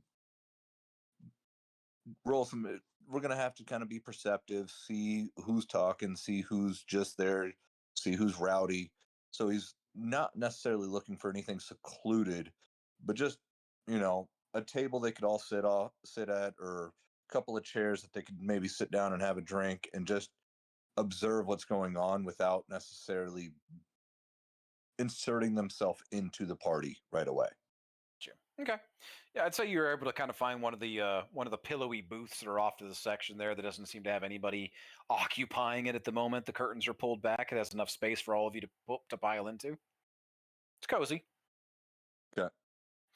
As soon as some of you do sit down, though, you are immediately like waylaid by some of the workers of this place. Basically anything like Ellie, a very large, statuesque, athletic-looking elven individual approaches you and kind of like puts his arm around you and sits real close. Pico, the most magnificent-looking Aarakocra, like an eagle-like person, comes over and feathers themselves up to you and just kind of like ruffles their feathers and approaches you. Quinn, you are waylaid by several individuals, not just not just individuals that work here, but also other patrons. But yeah, you guys are quickly accosted by more than a few people that are looking to get friendly.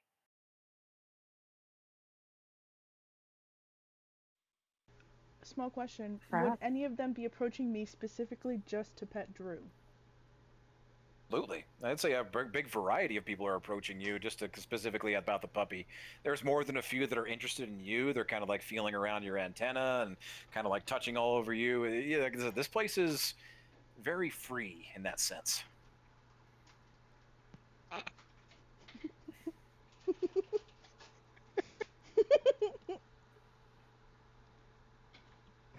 Pico's poofing a lot right now. Smalls is gonna look at the group as everybody's coming over and accosting them. Oh, we're all coming. And I'm gonna look at the group and say, please try to stay out of trouble, and turn and head towards the bar to get them drinks. Oh, you're getting your own attention. I was like, there are magnificently beautiful Kalashtar women, these like smoky, ghostly type, just the most beautiful women you could possibly imagine, done up in the most elegant and some of the most ridiculously see-through clothes you can possibly imagine. It's like you're getting plenty of attention yourself as you make your way to the bar. Do you pay them no mind? Smalls would not pay any attention to it. Okay. You make your way towards the bar. What's anybody else doing right now? I can't stop poofing.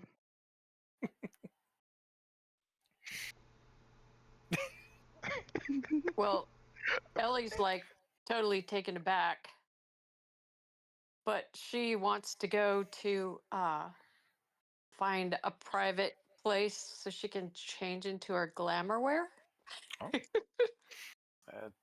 Doesn't seem like there's really much of a private place in terms of like immediate vicinity, but you go kind of wandering around?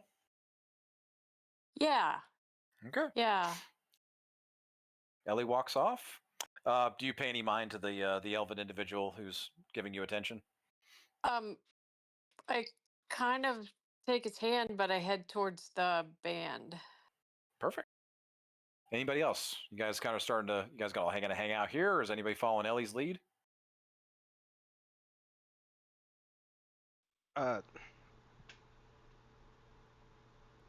Quinn is going to address her gaggle of people Like, everyone, calm down. I'm just here to find some lovely outfits. Look, I have this armor that totally changes, and she's gonna change her outfit to one of the ones that one of the many people is wearing. It's like, I just need to find the perfect outfit. I'm trying to impress this person, and I just need to know. Roll me a performance with advantage. Performance with advantage. All right, let's see. What do I even have in that? Okay. No, plus Argus, one. while you're doing that, Argus, where are you going? Are you doing anything?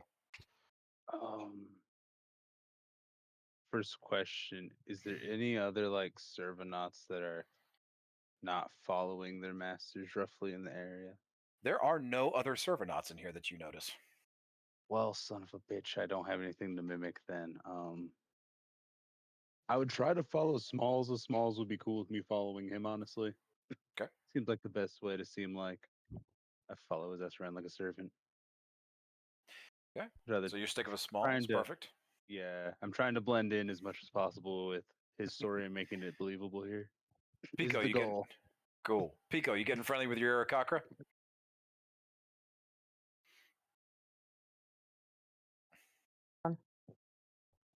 I'm just thinking of doing a. Look, I know what I said. Okay, I'm gonna just play ignorant about it. um,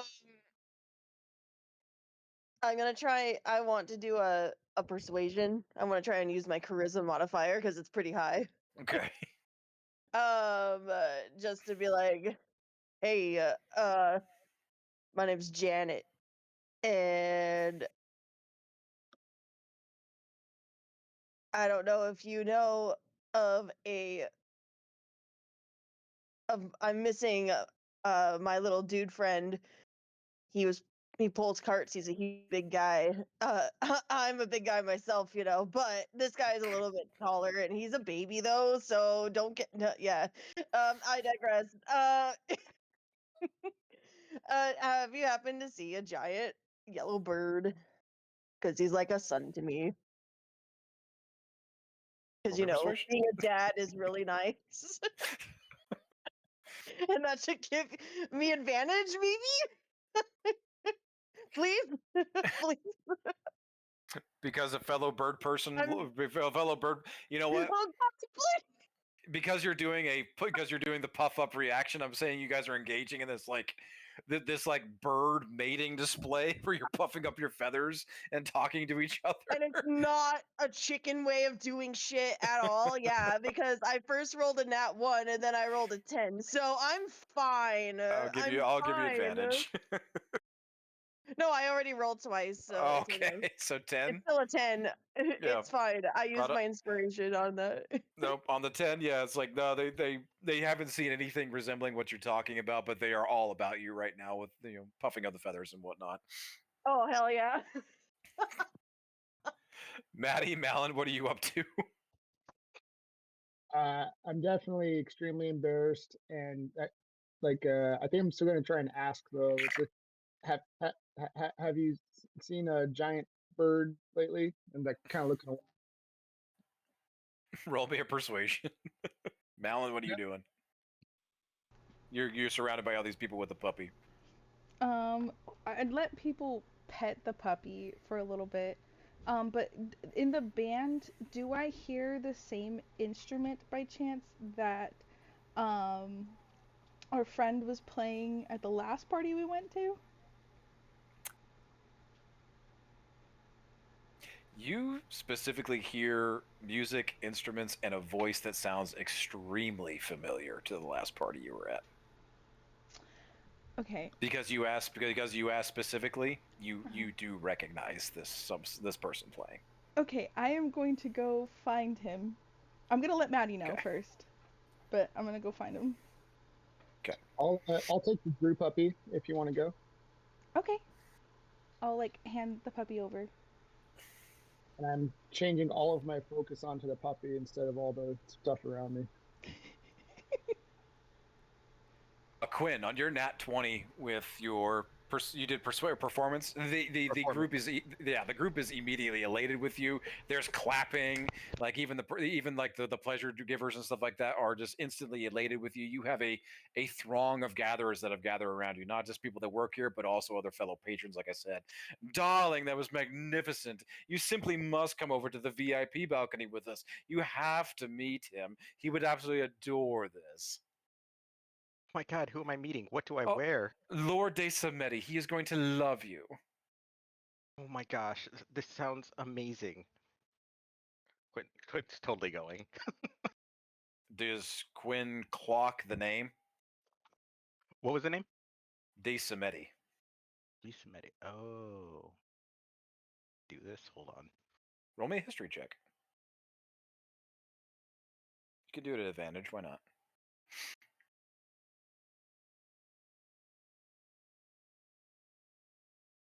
That wasn't good. 13. Polly's last name was De Samedi. Okay. Yes. We return to the bar. Smalls, you have Argus in tow. What's going on? I would say, well, first off, during the walk, I'd like to roll a perception just to see if I peg anybody out, recognize anybody from the old days, recognize anybody en route. Sure. Roll me a perception. Argus, since you're there, you can give it. You can give advantage. Yeah, I was gonna actually ask, could I give him advantage? Yeah. Okay. You're both looking around. He's giving you a hand. I almost had a fucking nat 20 and then it rolled over at the last second. How much? 19.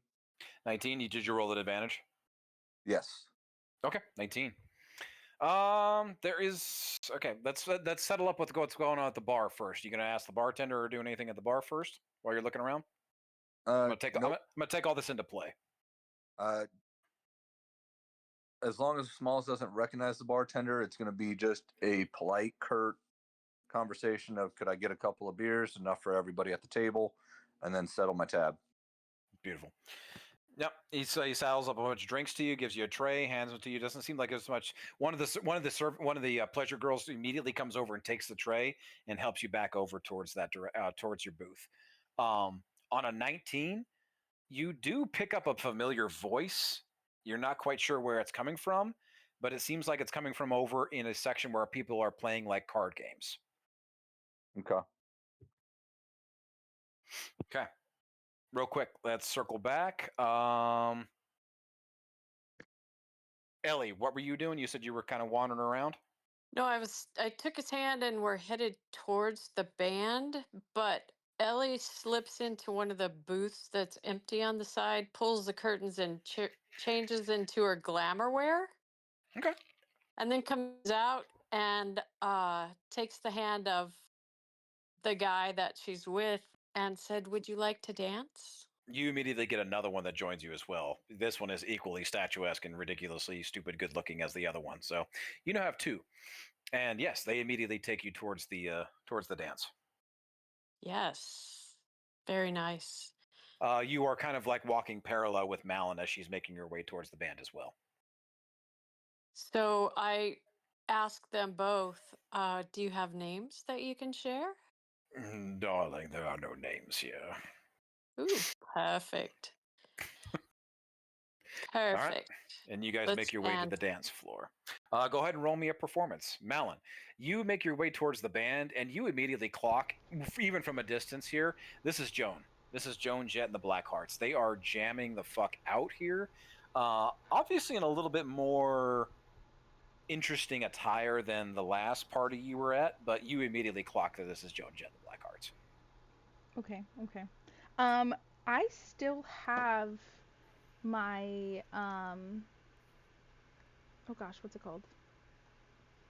My Sing It. Oh no, I don't have that one on right now. Never mind. Okay, I'm good. So then I look like my normal self.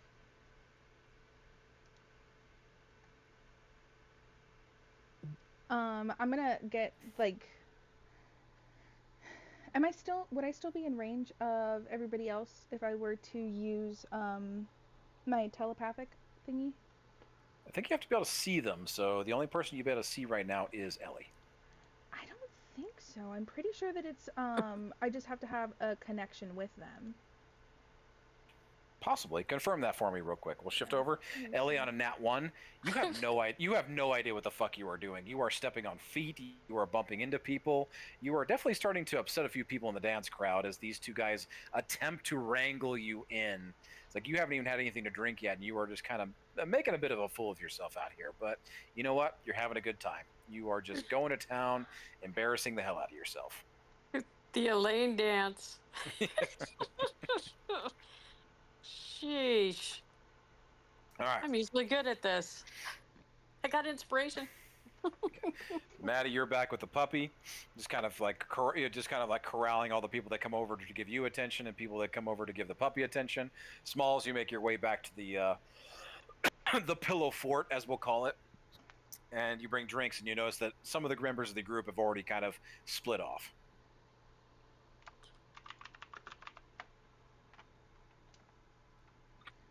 Smalls is gonna look at the group. Oh, Jesus. Okay. Who all can he see that isn't sitting at the table? Can he see like Ellie? Can he see Malin? Could he see Quinn? Because those are the three that left the table, if I recall. No, they've moved far enough away you do not see them. This is a big enough place that they're not within your immediate eyesight. Smalls is just gonna like pinch the bridge of his nose. Just, you fucking serious? Okay. He's gonna look over at Maddie. I think I heard a voice I recognized. Are you good here? I'm gonna go see if there's somebody I recognize that maybe can give us information. Yeah, Maddie's extremely red and uncomfortable. Yeah, I'm fine, no problem. He has a pair of basically fully naked tiefling women that are just like stroking him up and down right now. Not in that way. Blood. I coming out of the imagine they're nose. like Not yet. rubbing their Not hands yet. over his pecs, and he's like trying to move them Yes. onto the dogs specifically. And they keep Absolutely. going back to the arms. Smalls being who he is and the lack of like emotion that he has, would you say he recognizes Maddie's uncomfortableness? I'll allow it. Yeah, if you want to. Okay. Ladies, you're making him uncomfortable. Pet the dog or please leave him alone. And he's going to look at the two tiefling women. One of them looks extremely disheartened, but he immediately goes to like start petting the puppy, just kind of like half-heartedly, but very gently, looking extremely disappointed. But the rest of them definitely acknowledge. The puppy's on my lap, so it's still uncomfortable. The puppy's still sleeping and like fully like floppy puppy at this moment. So yeah. That's Perfect. fine. I tried to help him. Matt, Smalls is going to look at Maddie like, I tried, man. Smalls, you do pick up that when you say that, there's no argument, there is no pushback, nothing. I'd say that you clock that whatever these people are told to do, they do without question. Got it. Take that as you will. Okay. You You start heading also towards the familiar correct. voice, though? Yes. Cool. All right. Shifting over to Malin. What's up? It is visual. Okay. I thought so. Yeah. I think you have to have line of sight in order for it to work. Yeah. So the only person you can see right now is Ellie. Okay. I'll let Ellie know that it's the band, and then I'll try to get closer, and like, even though I don't remember at all what I look like right now, I'm gonna be like all excited to see them again. Nice. Go ahead and roll me sleight of hand to try to get their attention. Okay. Pico, were you doing anything, or are you still doing your whole puffed up thing like your chicken dance? I'm still puffing around, still trying to show off, like, yeah, so these feathers I got in a war, and then these feathers I got in a war. I don't know what I'm talking about. I'd say you're helping take some of the attention off of Maddie, and you're starting to get your own like little cadre of Yeah. followers, and yeah, you're helping manage Oh, Maddie yeah. right now. Cool. I'm making my feathers ruffle, make it all nice and shiny, and be like, yeah, these are like, in my country, these are known as giant, like, medals. Perfect. I'm trying so hard to make myself look good. Roll me a D100 while you're at it. We'll come back to that later. All right. Real quick, we're going to settle this up. Smalls, you start making your way towards back where you were coming from. You have to make your way past the bar to where the person you heard's familiar voice was, but you're also going to move past the dance area, and you're going to be able to clock Ellie and Malin. Malin, you're also going to be able to clock Smalls as he makes his way past with Argus. I'm gonna also like thumb towards the band and be like, "It's the band we worked with." This is telepathic, so Smalls, Yeah. you can return the communication. I believe, right? Yes. Smalls is just going to look over. Great. Roll Like- my eyes and turn back to the band. Like, Smalls really does not care much. Like, that's not his focus right now. All right. Regardless, as it You- seems Argus is actually just going to ignore Malin completely Okay. and just act like Following Smalls. Yep. All right. Ellie, you immediately clock that Malin is making her way towards the band after she tells you, like, hey, it's the band. It's Blood Joan Jett and the Blackhearts from the party. Then I would say in your immediate vicinity, you also clock that Smalls is moving his way through the crowd with Argus and moving towards kind of like a small gambling corner. Gambling. Ellie kind of jumps up and down, and can I use another bonus action? We're not in combat. You can do whatever you want. Okay, bonus action. My dress starts illuminating 3D butterflies as Ellie's jumping up and down, and she looks at the two guys. I don't know what the customary is for dancing, so I'm sorry I stepped on your toes, but there's gambling. Do you gamble? They just kind of like shake their heads no, and they kind of like split away from you and start finding other people to tend to. Hey! Okay, so then Ellie starts moving over. You following Smalls? Small and smalls. All right. Okay, we got 3 things to settle up. Ellie, Smalls, and Argus are headed towards the gambling area. Malin, you're headed towards the band, and Pico and Maddie are hanging out back at the Pillow Fort with all the with Drew Puppy. And Quinn, you are making your way over towards Desameti. Who wants to go first? Me. I rolled an 86 online because I couldn't find the 100 on the thingy. On the app? Okay. I We'll don't come know if back. there's 100 on the app. Yeah, there should be. Either way. I'll go first. Okay. Yeah, I'll come back with you. Pico, I will come back to the 86 here in a bit. We have 3 main things right now.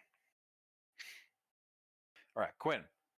You are immediately like with this like cadre of people. You have like at least a dozen, maybe almost like 20 people following you. And it's like you are just like you have this magnetic personality and everything going on right now. And they are immediately meeting you over, and they're moving your way through towards a pass of like a set of velvety ropes, and you're coming up to like this elevated platform and up to this like VIP section, and you are surrounded by these extremely wealthy looking individuals. And sitting at the heart of it, though, is this noble looking individual that is done up in these like regal purple clothes. He has a lot of gold. He has this ridiculous like the intricate headband that goes around. His hair is done up in these small braids, and each of the tips of his hair are not braids but like small what's the word I'm looking for, dreads. And each of the end of the dreads has this like fiery glow to it.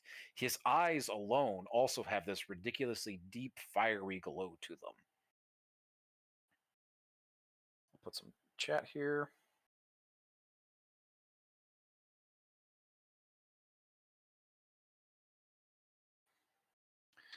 Sitting on his lap too is also a small kind of like black dog at first look, but after a while, after you get a little bit closer, it's actually a fox.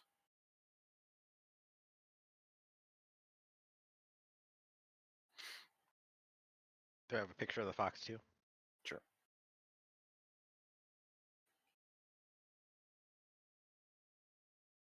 And he's just kind of like he's enjoying a drink. He's got like I said, some of the women, the folks and stuff around him. There are men, there are women, everything in between. This is a person who is very much so enjoying the VIP experience of this place.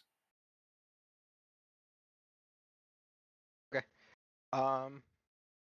Am I being introduced to him at all, or is just ushered to his general presence? Mostly just general to the general presence. It seems like you've been accepted. Like you are one of the girls that is like somehow earned their way into the VIP section of the party. Okay. Then Quinn is going to approach semi-cautiously and be like, "Excuse me, you totally have a really cute fox. Can I pet it?" He looks at you with this like kind of like cold, stoic glare, and then you hear a familiar voice among his entourage to the left of him as Major Domo Logain speaks up. Oh, look! The cocktease. You just show up at every party, don't you? I'm glad I can be remembered. How are you doing, Major Domo? Ugh. And he kind of like snaps his fingers as a bunch of other women start to like pile onto him and just start bringing him drinks and like different things for him to imbibe. Always The playing other- hard to get. The other person is still kind of like looking at you with an eyebrow raised. Hello. So I totally know we don't do names and stuff here, but I love your hair, and I don't know if he's your pet, your friend, but he's absolutely adorable. Can I sit with you at least? And like motions his hand to an open seat. It's not next to him or anything, but it's within that circle. Quinn's gonna happily sit down. Roll me a history check real quick. Check. Cool. It's 0, so it's a straight roll. Dice. 18. Nice. You recognize this person. When you were doing the costume contest, there was a prize involving talking to somebody, getting an audience. It wasn't with Polly. It was with the Count de Semeti. Polly wasn't a count. This is the Count. You recognize him from sitting up at the VIP balcony at that party as well. You never got to see him up close. You never went up there. But you saw him from a distance. This one's a count. Okay. Oh my gosh, I've been so rude. I believe at one point in time I was supposed to have an audience with you. There was a large party and I was in a costume contest. Everybody kind of gets quiet all of a sudden. Would you be referring? And the Count breaks his silence. Would you be referring to the party at which my brother was just killed at a few days ago? My God, I'm so sorry. I didn't hear that. Do you know what happened? Roll me a deception check, and we're going to shift over. Malin or Smalls, who wants to go? I'll go. Use my inspiration. I suppose I can. Cool. Let's go with Smalls. You're making your way over towards the gambling section. You're trying to plot out the familiar voice that you heard. Roll me a perception real quick. Honestly, Ellie, Argus, you can give the help action, or Ellie's. Roll me perceptions all around, or somebody can give the help action. I will can go give Smalls, Bardic though. Inspiration. Bardic works, whoever you want to give it to. We talking about Quinn? Can I see Quinn? No, we're talking about Smalls. You, Oh. Smalls, and Argus are making your way towards the gambling section. Quinn's on an yeah. entirely different section of this place. Sorry, I was caught up in the whole. You're good. what she was doing. I was like, yeah. So just roll inspiration, or what did you say to roll? Sorry, I got caught up in that conversation. Okay, so you can give Bardic Inspiration to Smalls or Argus. And Argus, are you giving the help action to Smalls again? Yes.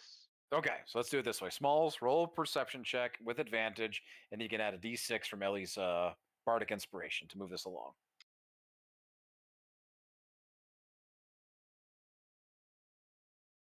Well, thank God for that. That would be a 13. And that With is the- with With the advantage. Bardic? Oh, did you roll the Bardic? D6. That was not going to be good. Oof. God. So that's with 13. advantage and the Bardic? Yes. Okay. I'm going to roll something on the app real quick. Let me see here. I got my own dice. I'll just roll it. I literally rolled a nat 1 and then a 4. God damn. My It's perception not... check. What's with Well, the I- dice tonight? Well, I just rolled a 4. So, you guys make your way over to this gambling den. Like I said, there's roulette, there's cards, there's all kinds of things going on here. There's the clank of coins, the passing around of substances. Like I said, every once in a while you are just met with this cloud of smoke and spice as everything is moving through here. You're all kind of beginning to feel pretty loose at this point. Just like this place has an odor to it that is definitely affecting you all. But with that, you notice a familiar voice coming from a card table in the back corner. As you make your way towards it, you notice a familiar face and a familiar body at this point, because this person has literally lost their shirt and pretty much everything else. Smalls, Ellie, Argus, you clock Rochambeau Oh, sitting here my playing gosh. cards. And like I said, he is pretty much naked at this point and not having a great night. It seems, and he is frustrated, and he throws his cards down the table, slams his hands, and stands up and throws his hands in the air. Like, "Ay, café!" So yeah, and he starts like blathering off in his language. And yeah, he is on full display for all of you right now. Ellie Smalls just sucks her breath in. Smalls will recognize him and walk up to him, Rosham, and put his arm around him so he can't just. Smalls will wait to actually until he's close enough to throw his arm around him so Rosham can't run off. Oh, fuck, mon ami. You are alive.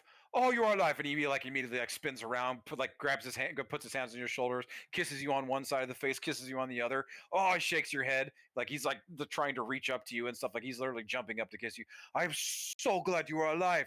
Oh, mon ami, that is so fucking great. It's just, oh, the robot. Oh, Sherry. And he immediately breaks off of Smalls. Do you let him go? No, but I will walk him over to Ellie. Okay. In all of his naked glory, he walks up and he tries to hug Ellie. Do you accept? Ellie's butterflies are flapping up and down, and she just reaches out and touches his face. It's like, where have you been? Oh, I'm so glad to see all of you alive. Oh, magnificent, magnificent. You caught up so quickly. You saw my card. Please tell me you saw my card. I got your card. Oh, fantastic. Oh, I'm having a bad day. I'm having a very, very bad day ever since then. Oh, he kind of starts rambling on a little bit. Well, why don't you come back to our table and tell us what you do know? And Smalls is going to kind of usher everybody back to our table. The group over here playing cards is he's a little bit in debt right now. You want to settle up, and then you can take him wherever the fuck you want. What is your shit. debt? Is it 1,000 gold? You want how much? Is it 1,000 gold? It's 1,120 gold to be specific. The one playing the cards chimes up. Can I take his place? You gonna take on his debt? No. I just want to win cards so he can come and tell us what the F he's been doing. Look, until he settles his debt, he belongs to us, okay? Understood. And- Fun, please, mon ami, you pay me way out of this. I tell you whatever you want. You're looking for him, right? I know where he's at. You get me out of this. I'm your best friend forever.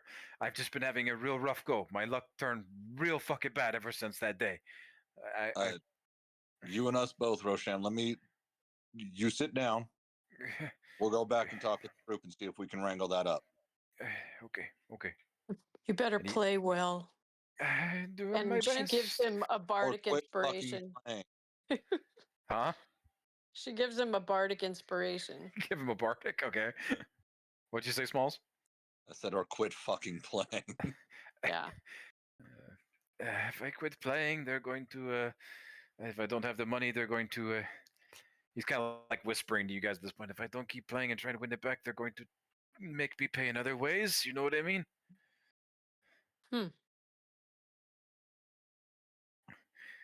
Yeah.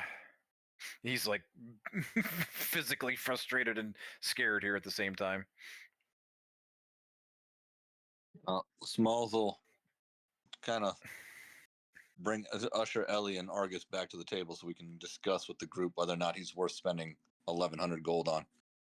1,120 gold to be specific. Yeah. So can Ellie address the table? You're not back there yet, so we're gonna shift. You guys are gonna. So you, Argus, and Ellie are. So Argus, Smalls, and Ellie, you guys are making your way back to the pillow fort. No, not that table. The gambling table. Sure. What do you want to say? So, if this guy loses, I understand what the debt is, but before you take it out, we would like to speak to him if that works for you. That's nice. Does he owe you more than 1,120 gold? He owes us a life. Dramatic, but I don't give a shit. That's not 1,120 gold. That's what he owes me. Fuck off. Okay. Ellie, if you're so inclined, you can stay here and gamble with them. I know you enjoy it. I'm gonna stay and stand by Rosham. You gonna gamble with him or just be his lady luck? I will be his mage, his lady luck. Okay. Argus and Smalls make their way back to the table. We'll settle that back up in a minute. We're gonna shift over to Malin. Malin, what are you doing with the band? I'm just gonna hang out there and listen to them play. Okay. And then after they're set, if they come up and talk to me, or if I can find a way to talk to them, that'd be cool. Sure. Did you roll me that sleight of hand check?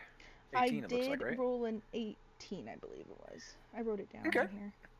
You make your way out to the dance crowd and stuff like that, and you're trying to like doing your best, and you catch like on an 18, you catch Joan Jett's attention. It's like in between, like you catching on the beat to the song and stuff like that, and you shout out, "Joan!" And all of a sudden she looks over and sees you, and she continues like doesn't even miss a beat, and she continues going with the song, and she immediately clocks you like she recognizes you, like oh shit, and she kind of like she continues on with her set like she's kind of like mixing it in with like girl meet me off stage here in a minute type thing. So they finish their set. The band continues to play, but Joan takes a $5 like to announce to the crowd like, hey, I need 5 minutes for a drink, I'll be right back, loves, and makes her way back over, and she makes her way off to the side of the stage. Okay. Baby Malin, what are you doing here, girl? It's so good to see you. She wraps herself up. I'm gonna give What her are you doing a here? nice hug. Oh, you know us. Not really. Yeah, that's fair. Well, you know that we always get into some kind of trouble. Yeah. At the very least. Tell you what, that fucking thing, the last time we only saw each other like literally a week ago, but goddamn, I know. that place got fucking bad afterwards, right? Yeah, I know. Damn. What happened with that? I have no idea. Same, girl. Like his brother snatched us up. Like he loved our vibe, he loved our tunes. Like I don't know. He literally grabbed us off the street and said, "Get on my fucking yacht. We're going north right now, and we're here." And I don't know. Work is work, baby. So I'll take it. Yeah, that's true. That's how we are too. We actually got commissioned to take some product up here to sell it, and then on the way up here, somebody stole our cart. Oh, baby, that's terrible. Yeah, you remember? Oh, I don't know if you ever saw the bird we had. You mean the one back in that big fucking that big fluffy boy that I saw back in the back in the warehouse where we met? Yeah. Yeah, I remember him. They I saw took him. Like, him girl, he's too. hard to miss. Yeah, I know. We've been trying to find him since we got back in town because we figured the only other place to go would be here. But we haven't been able to track down our bird or our cart yet. Oh shit, baby, he's here. He is?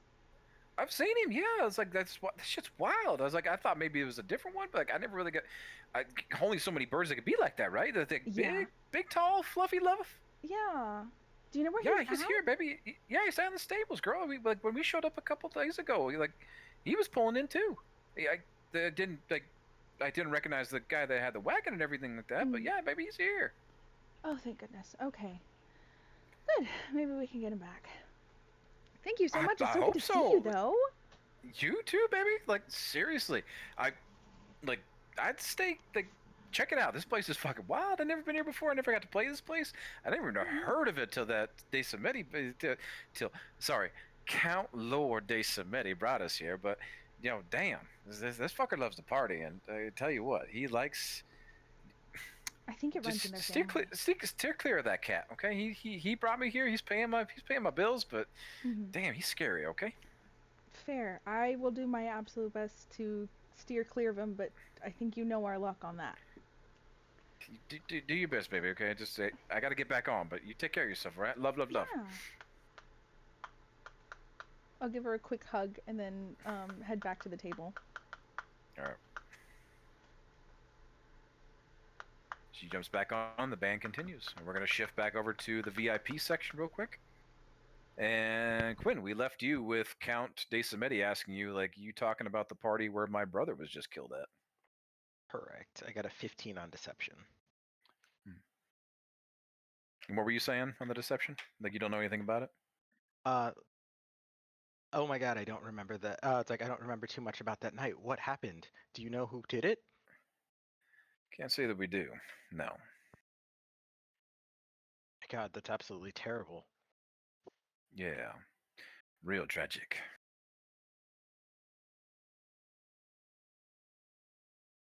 You want a drink?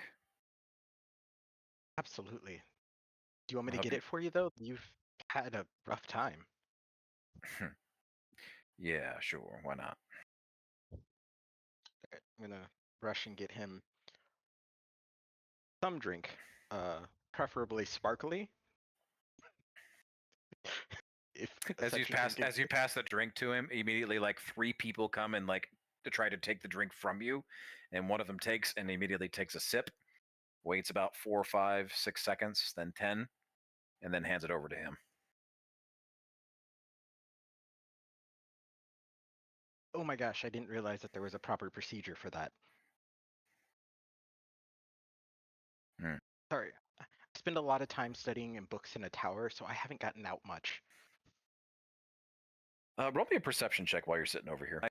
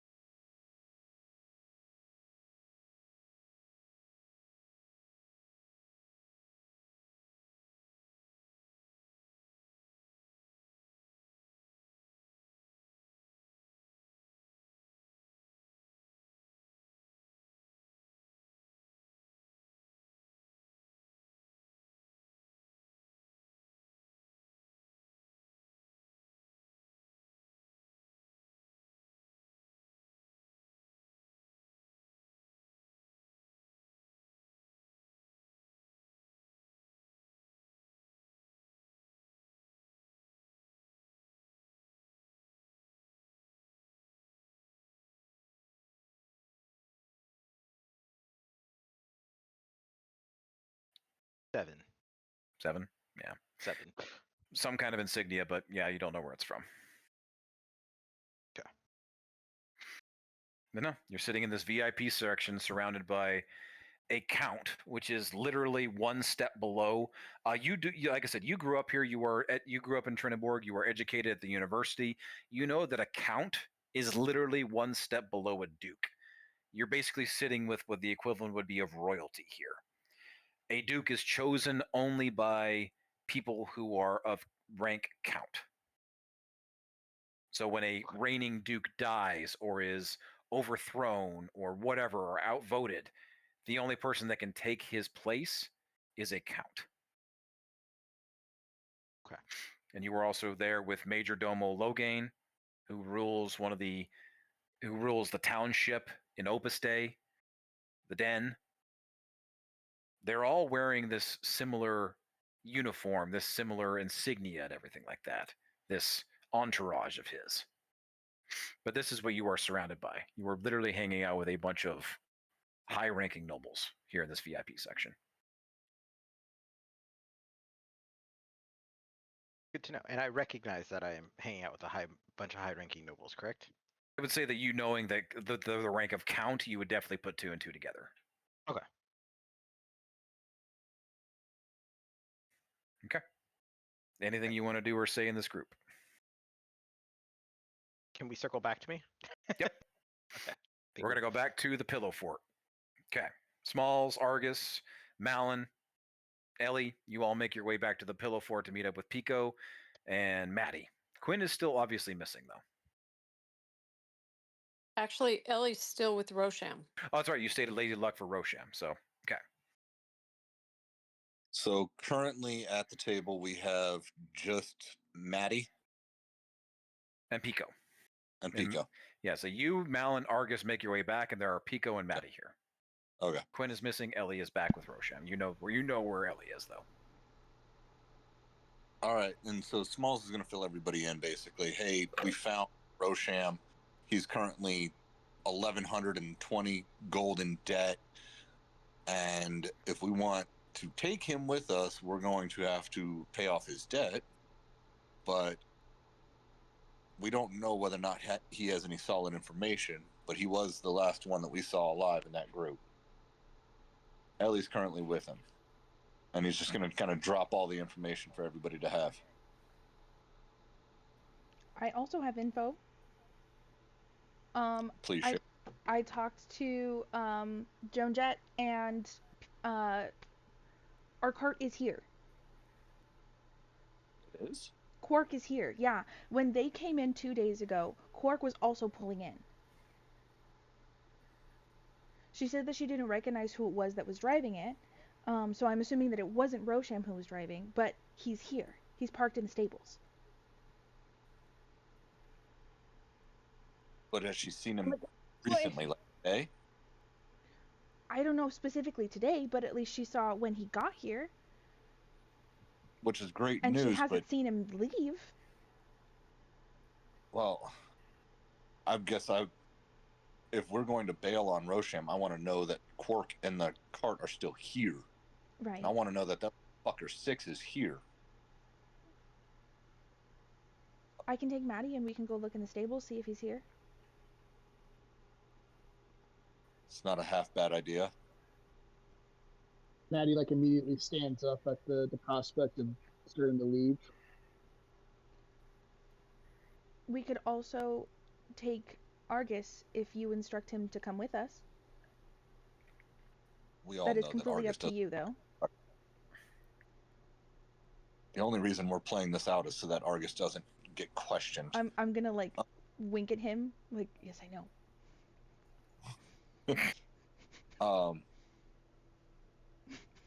But then where would we meet up? Once we get confirmation, we can come back. Do you know how far the stables are? No.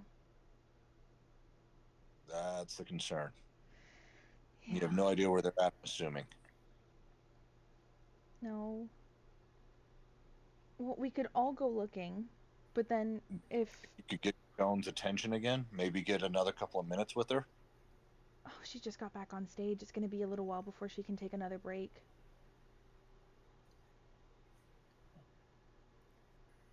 And Smalls roll a history check to see if he remembers any stables in the area. Yeah, sure. Roll me history. I mean, I suck at history, so it's fine. Yeah. Let's see. Like I said, let's see what happens. That's a 9. Ooh. 9. You know that there are hundreds of stables in this city. Some belong to taverns. Some belong to boarding houses. If this place has its own stable, you've never been here before. You have no idea where it's at.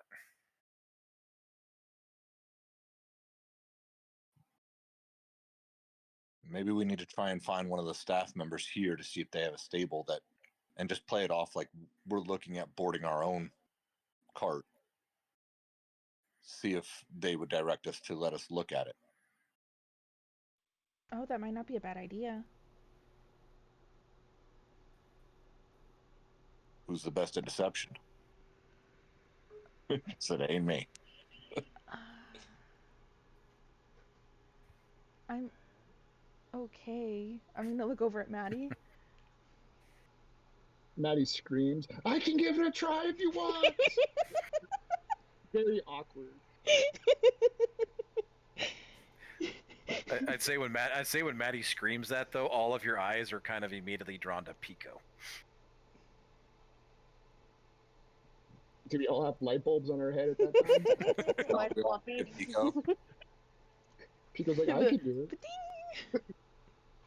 Pico, do you think you could try to convince somebody?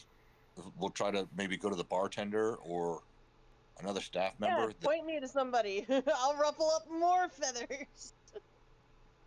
Try to convince them that you need to store a cart and just want to take a look at this. We have a cart we need to store. Got it. And I'm gonna Good job, like Janet. chicken, like run over. I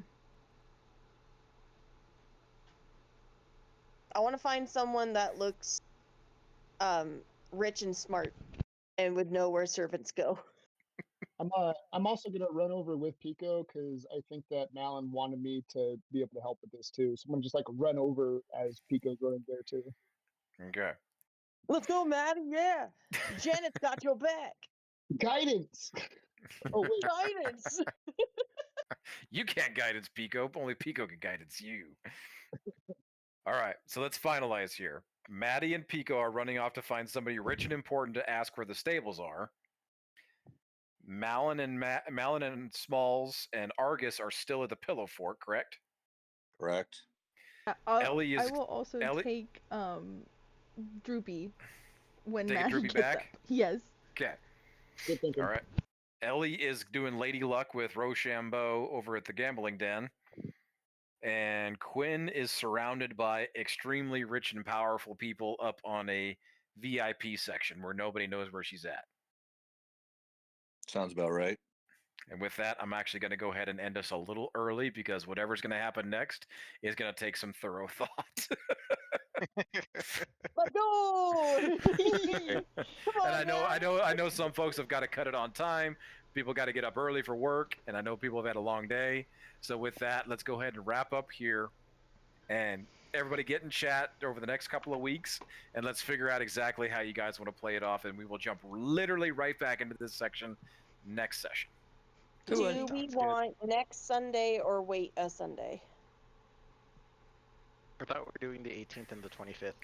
Yeah, we're gonna Okay. play back to that back one next two settled? sessions, right? 18 and 25th. Yeah, I'm cool with that. Yeah, that, Okay. that works with me, honestly. Me too. Okay, cool. Just check.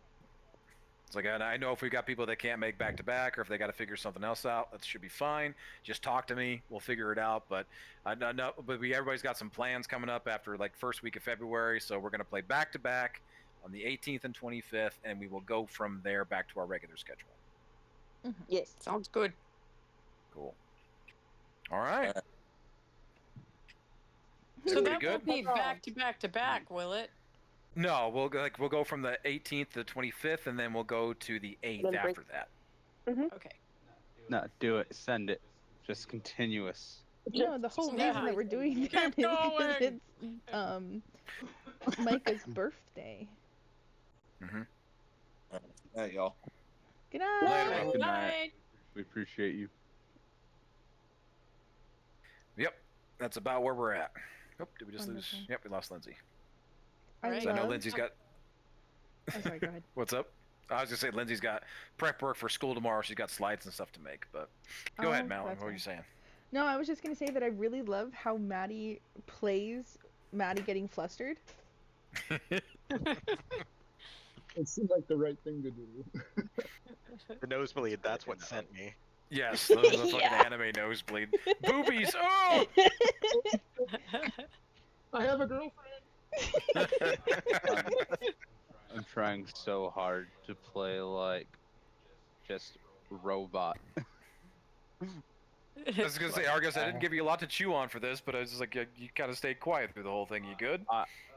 I'm perfectly fine. I understand why Smalls and me are playing the way we are. The less questions, the better for me. Cool. Hmm. I mean, my arm is very fleshy, so the less attention I attract, the better. True. I was like, you're not trying to hide that or anything just yet, so we'll see what happens with that. Yeah, Okay. I don't was know just how trying to much talk of crap the in play do we natural actually 20. cover it. What's that, I Quinn? rolled like crap tonight. I'm great at performance and all that. That nat stuff, one. and That nat one was amazing. It's like you've Yeah. got to be kidding me. There's a lot of nat Yeah. 20s in this one. Yeah, Mhm. I was. Oh yeah, I got Yeah, an you did. inspiration for that. I can't forget. Yeah, don't forget your inspirations and stuff. Nat 1s and nat 20s. You get inspirations. No. Real quick, above the table, you guys are in a very, like, house of ill repute, a den of debauchery. Is like, I'm trying to describe it in a way that is both tasteful and not overbearing. So is everybody okay with that and everything that's happening? Yeah. You're doing great. Okay. You're doing great. Yeah. Yeah, you're good. The pictures are perfect. Yep. Yep. So it's where you guys are, but I don't want to make anybody feel uncomfortable. So Yes. I do think it's also No, really I'm funny sure that we they would were say, like, yeah, if Rosham is uh. anywhere, he's gonna be at this place. Yeah. And he's totally naked. Yeah, sounds right. Yeah. he has literally gambled the shirt off his back. Yep. The shirt. Put it on And the Everything. pants. Just And the pants shirt. and everything else. No, And- he's gambled all the clothes off of his back. So So he's totally naked. Okay. Mhm. yeah, You're standing next to him while he's yeah, completely naked. he is full mast right now. Whose birthday suited? All right. Very Sheesh. merry unbirthday. Yeah, Ellie- Marshall, you definitely caught me off guard. I was like, I got a nat 20, and I was like, I'm gonna get all sorts of information, and then I just get thrown in a really weird situation. I'm like, I don't know what to do. You love putting yourself in weird situations. I'm like, all right, I'll give you I was something to chew on. I wasn't expecting a nat 20 to take me away from the group. Uh huh. Sometimes a nat 20 isn't a good thing. That's Mhm. fair. Marshall, All right. there's a lot going on. If you want to send me a map or whatever for next time, we can do that like we did at the poly party and stuff. Also, if there's any combat thing. Sure, yeah, I could draw something up real quick. Yeah, if there's gonna be a lot going on for the next episode, we can do that. Yeah, you guys are kind of split and separated off, and got to figure out where you're gonna go. So, like I said, you have like 3 main groups going on right now. You got Quinn over with the VIP section with the Royals. You got Maddie, Pico. You know Yeah, what's Maddie and funny? Pico With going to talk- the description that you gave to, there's a very high chance that Maddie and Pico are going to end up going to Quinn. Yes, I'm pretty excited. If they can get into the VIP section. Rich, see. fancy-looking people who would know where the servants go. Quinn is over in the gambling den, so we'll need to. We're gonna do some rolls too, Ellie. So to see if we're going bigger into debt or if you're actually Lady Luck and getting him out of debt. So we'll see. Yeah. Already Well, Ellie's gonna use some of those 3D butterflies to just cover him up a little bit. There you go. You're gonna need a lot of butterflies. Uh-huh. Just yeah. Oh, Not that many. please. All Yeah. right. All right. Good night. Thanks all. night. Love you all. Love Later, ya. laters. Bye. Later. Later, Gator. So Yeah, I am in I such have a bad another spot. form. Yeah, you are. Oh, I can stop the recording. Yeah, yes, you can. Rich and powerful people. That's gonna be a fun time, Quinn.